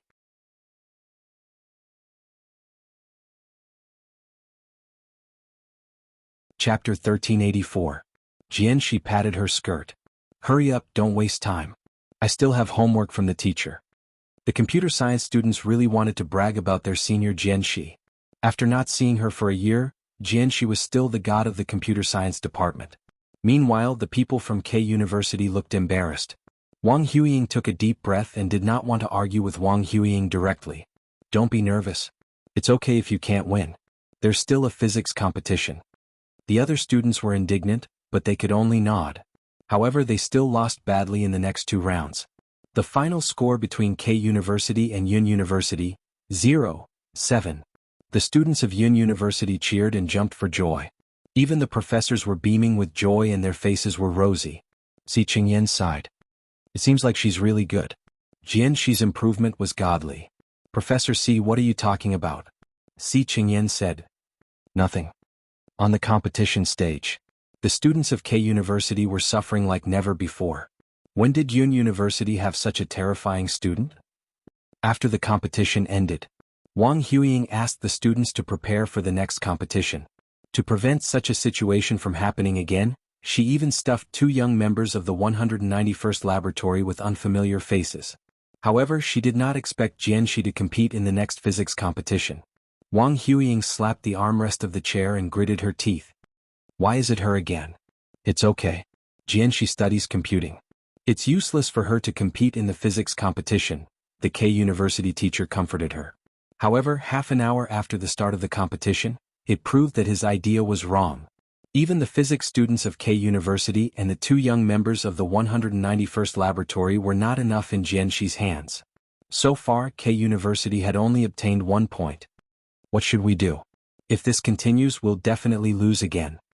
The K University teacher panicked. Wang Huiying's face darkened, and Wang Guanchen was in disbelief. Sister, what should we do? We can't let them continue to win. Shut up. Wang Huiying scolded impatiently and took a deep breath. Get Meng Xingyun over. Her eyes were cold. Meng Xingyun arrived on stage. Wang Huiying chatted with him briefly and asked him to go back to the competition. However, no one noticed that one of the students who had spoken to Meng Xingyun had quietly gone backstage. At this very moment, there were only 2 people in the backstage control room. One was a student from Yun University, and the other was a student from K University. After receiving the message, K University student's eyes flashed and he left when no one was paying attention. Are you sure you want this answer? The K University students were having a private conversation in the corridor. It's just a competition. We can afford to lose. Jianxi is back. Until now, our K University hasn't gotten a single point. If this goes on, won't K University become a joke? That person suppressed his voice, but he gritted his teeth as he listened. All right. K University students sent him the questions he had secretly taken. However, no one noticed that there was a small figure following them. The second match began. However, the situation had changed. K University student could always blurt out the answer accurately before Jianxi could answer. The 2 teams were now neck and neck. The corners of Wang Huiying's lips slowly curled up as she pondered over how to pass the last question she had set to her student. She held the answer and steps of the question in her hands. Just as she was about to go over, a small figure appeared out of nowhere. Wang Huiying frowned in pain, but she quickly realized that Xiang Jing was picking up the note on the ground. Her gaze was cold as she stepped on Xiang Jing's hand with her high heels. What are you doing?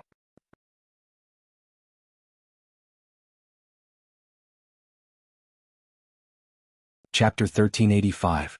Xiang Jing's face was pale from the pain and she could only look up at her stubbornly. You cheated? You're cheating. I saw it. Wang Huiying's gaze turned even colder, but she exerted more strength under her feet. She asked with a smile, What nonsense are you talking about? Professor Wang. Song Yao's voice sounded and her usually gentle eyes lost their warmth. She looked at Wang Huiying who was stepping on Xiang Jing's hand expressionlessly. Xiang Jing suddenly screamed. Her face was pale but she insisted on not letting go of the note. Song Yao pursed her lips. Professor Wang, I'm sorry. With that said, Song Yao suddenly pushed Wang Huiying. Wang Huiying's expression changed. If it wasn't for the person supporting her from behind, she would have fallen to the ground. Song Yao, what are you doing? Wang Guanchen's face was dark and ruthless as he stared at her with his hawk-like sharp eyes. The note. Before Xiang Jing could be happy, someone appeared behind her and suddenly took her away. What are you all arguing about? The dean of K University tore the note into pieces and reprimanded with a cold expression. Are the students of Yun University so unreasonable? It's you? You're cheating. Xiang Jing could no longer suppress the grievance and anger in her heart. Tears fell as she pointed at them. Shameless. You beat us by cheating. Song Yao wanted to take Xiang Jing to the infirmary, but Xiang Jing refused to listen. Sister, they're cheating. This group of people are cheating. Zhou Guanchen suddenly mocked. Oh, I was wondering who it was. Isn't this Professor Sun Jiaping's granddaughter? Hearing this, Wang Huiying only glanced at Xiang Jing and walked in front of Song Yao. She stared at her and said calmly, Song Yao, right? I want to see if you can continue to stay here. With that said, Wang Huiying turned around and left. However, Wang Guanchen laughed coldly and actually walked in front of Song Yao. He raised his hand and suddenly slapped Song Yao. At this moment, even the Yun University students beside Wang Guanchen froze. This was Song Yao. Was it alright for Wang Guanchen to provoke Bei Yunj like this? How dare you hit my sister? After saying this, Xiang Jing couldn't help but get angry. She suddenly grabbed Wang Guanchen's hand and bit it hard. Wang Guanchen didn't hesitate. His face turned ferocious and he wanted to slap Xiang Jing too. However, Chu Zhixing and Lu Yuanxi, who had just arrived, immediately stopped him. What the hell? Are you hitting a child here? Lu Yuanxi's eyes were cold. When his eyes met the slap on Song Yao's face, he froze. Sister Yao, your face? After all, it was the strength of an adult man. Song Yao could not stop him at all. Everything happened too suddenly. After Song Yao regained her senses, she could only ask, Can you send Xiang Jing to the infirmary? *CK he even hit a girl? Lu Yuanxi was furious. But in the next moment, a voice sounded not far away. What are you guys doing? I asked you to buy something for me. Are you avoiding me? Bei Yunj chewed her gum and looked at Lu Yuanxi and Chu Zhixing, who were standing out in the crowd, with a faint smile. Lu Yuanxi couldn't suppress his anger and asked with a fake smile, Bei Yunj, your Tian has been bullied and you're still asking me for food? However, the meaning of this sentence in the ears of the couple fans was, Your wife has been bullied and you still have the cheek to eat? Just as expected. The casual smile on Bei Yunj's face disappeared and her eyes seemed to be covered with a layer of coldness as she walked quickly in front of them. When Bei Yunj saw the red mark on Song Yao's face, the anger in his eyes could not be suppressed and he suddenly asked with a smile. Who the *CK hit you?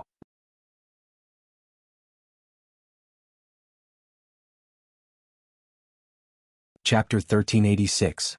It was almost everyone's first time hearing Bei Yunj scold her like this and they were quite angry. Bei Yunj turned around and glanced at everyone. Her faint smile made people's scalps turn numb. What do you mean? Do you think I'm dead? Yunj? Song Yao grabbed Bei Yunj's hand but struggled free silently. Bei Yunj walked in front of Wang Guanchen. Is that you? Wang Guanchen was still reckless and arrogant. What's wrong? She was disrespectful to my sister just now. Before he could finish speaking, Bei Yunj suddenly raised her leg and kicked him in the chest. Wang Guanchen was like a broken kite as he flew back 1 to 2 meters. Then his face turned pale and his expression was ferocious as he clutched his chest in pain. It was obvious that he did not expect Bei Yunj to be so daring. Student Wang? I think I'm starting to like you a little. Bei Yunj looked down carelessly and snorted.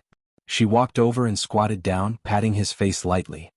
I like you so much that I'm starting to think about which cemetery in Yunqing you should lie in. There was a unique friendliness in her clear voice, but it made people's hair stand on end. Someone come quickly. Wang Guanchen was so scared that his body turned cold. However, before he could call for help, Bei Yunj suddenly stood up and stepped on his forearm mercilessly. The sound of bones breaking was crisp and Wang Guanchen's scream made people's backs turn cold. However, Bei Yunj only used the soles of her feet to slowly crush him. She smiled slowly and asked, Classmate Wang, can we talk some sense into each other? This scene was traumatizing to the onlookers. Was there someone who broke someone's hand while asking if they could be reasonable? At this moment, even Xiang Jing could not help but look at her injured hand, then at Wang Guanchen who was not far away. Her scalp turned numb.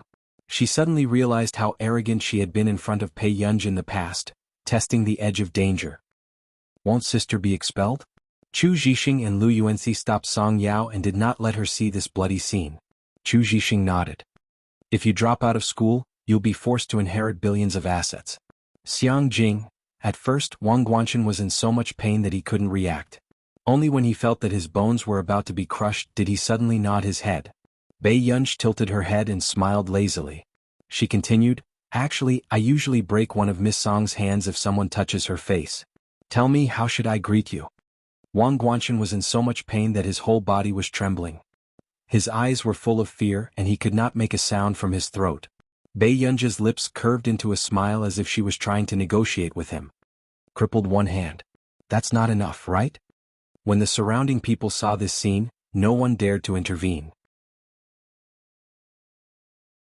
Everyone knew that they could touch anyone in Yun University but not Song Yao. Besides, many people in school had a good impression of Song Yao. To the extent that there were even some students who coincidentally blocked the scene in the name of being spectators. When Wang Huiying heard the news, Wang Guanchen was almost beaten to death. Professor Wang, bad news. A student from Yun University hit Brother Chen. What? Wang Huiying's expression changed. She threw the glass of water on the table and rushed over. Who's courting death? How dare they hit someone from the Wang family in broad daylight? Wang Huiying looked at the dense crowd and gritted her teeth. Get lost.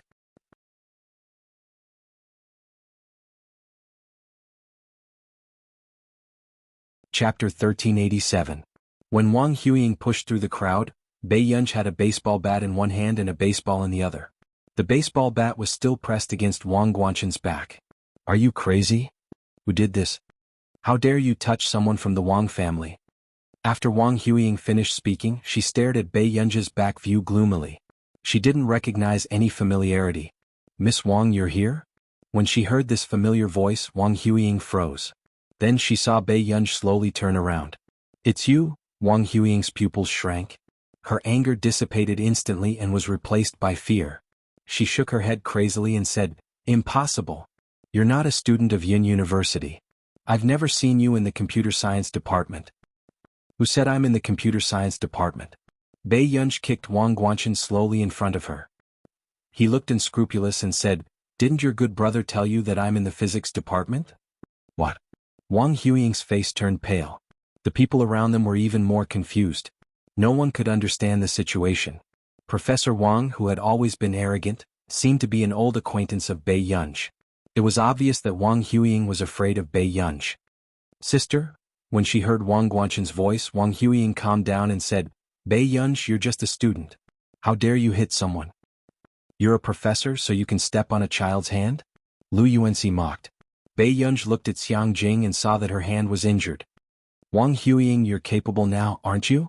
Bei Yunji's voice was ambiguous, but it made people feel fearful. Wang Huiying was also inexplicably afraid. She took a step back and swallowed her saliva. Bei Yunji, don't do anything rash. Wang Huiying was saved by the arrival of the principal of Yun University and a few professors. What's going on here? I heard that there's a fight here? The principal looked at the scene and met Bei Yunji's harmless eyes. All right. He knew who it was. The principal took a deep breath. Bei Yunji, are you fighting again? Bei Yunji said lazily, Am I fighting? Everyone present was silent. The principal pointed at Wang Guanchen on the ground. What's wrong with him? Student Wang, are you fighting with me? Bei Yunji looked at him indifferently and asked. The crowd was strangely silent. Indeed he didn't. Wang Guanchen didn't even have a chance to fight back. How could it be called a fight? Wang Guanchen had been beaten half to death. Under Bei Yunji's gentle gaze, his words were stuck in his throat. Bei Yunji was the best at using violence to curb violence. Bei Yunji, don't be too arrogant. Wang Huiying was so angry that her whole body was trembling. She wanted to rush up and tear Bei Yunji apart. Professor Wang, please calm down. The principal's temples were throbbing as he pointed at Bei Yunji. Bei Yunji, do you know how wrong it is to hit someone? Principal, it was Wang Guanchen who hit me first. That's why this happened. Song Yao walked out and openly revealed the bright red palm mark on her face. She pursed her lips. If the school wants to punish Bei Yunji, then I'm her accomplice. The school was already having a headache because of this matter, and after hearing Song Yao's words, it became even worse. Suddenly, the restless person by the side even held Song Yao's hand brazenly. She turned around and smiled lazily. So touching, Tian Tian. Song Yao was speechless.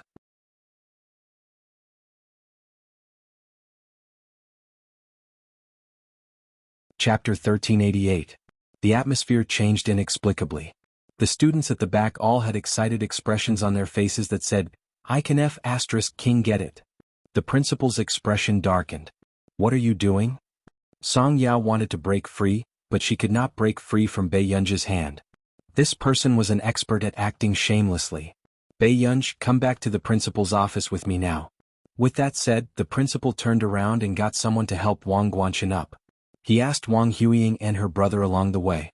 However, he did not expect Bei Yunji to suddenly pick up the baseball. In the next second, she threw the ball in her hand upwards and swung the bat. It shot towards a certain direction swiftly and accurately. Suddenly, Wang Huiying screamed miserably. She was already holding her swollen and trembling hand as she gritted her teeth and looked at Bei Yunji. That's enough, Professor Wang.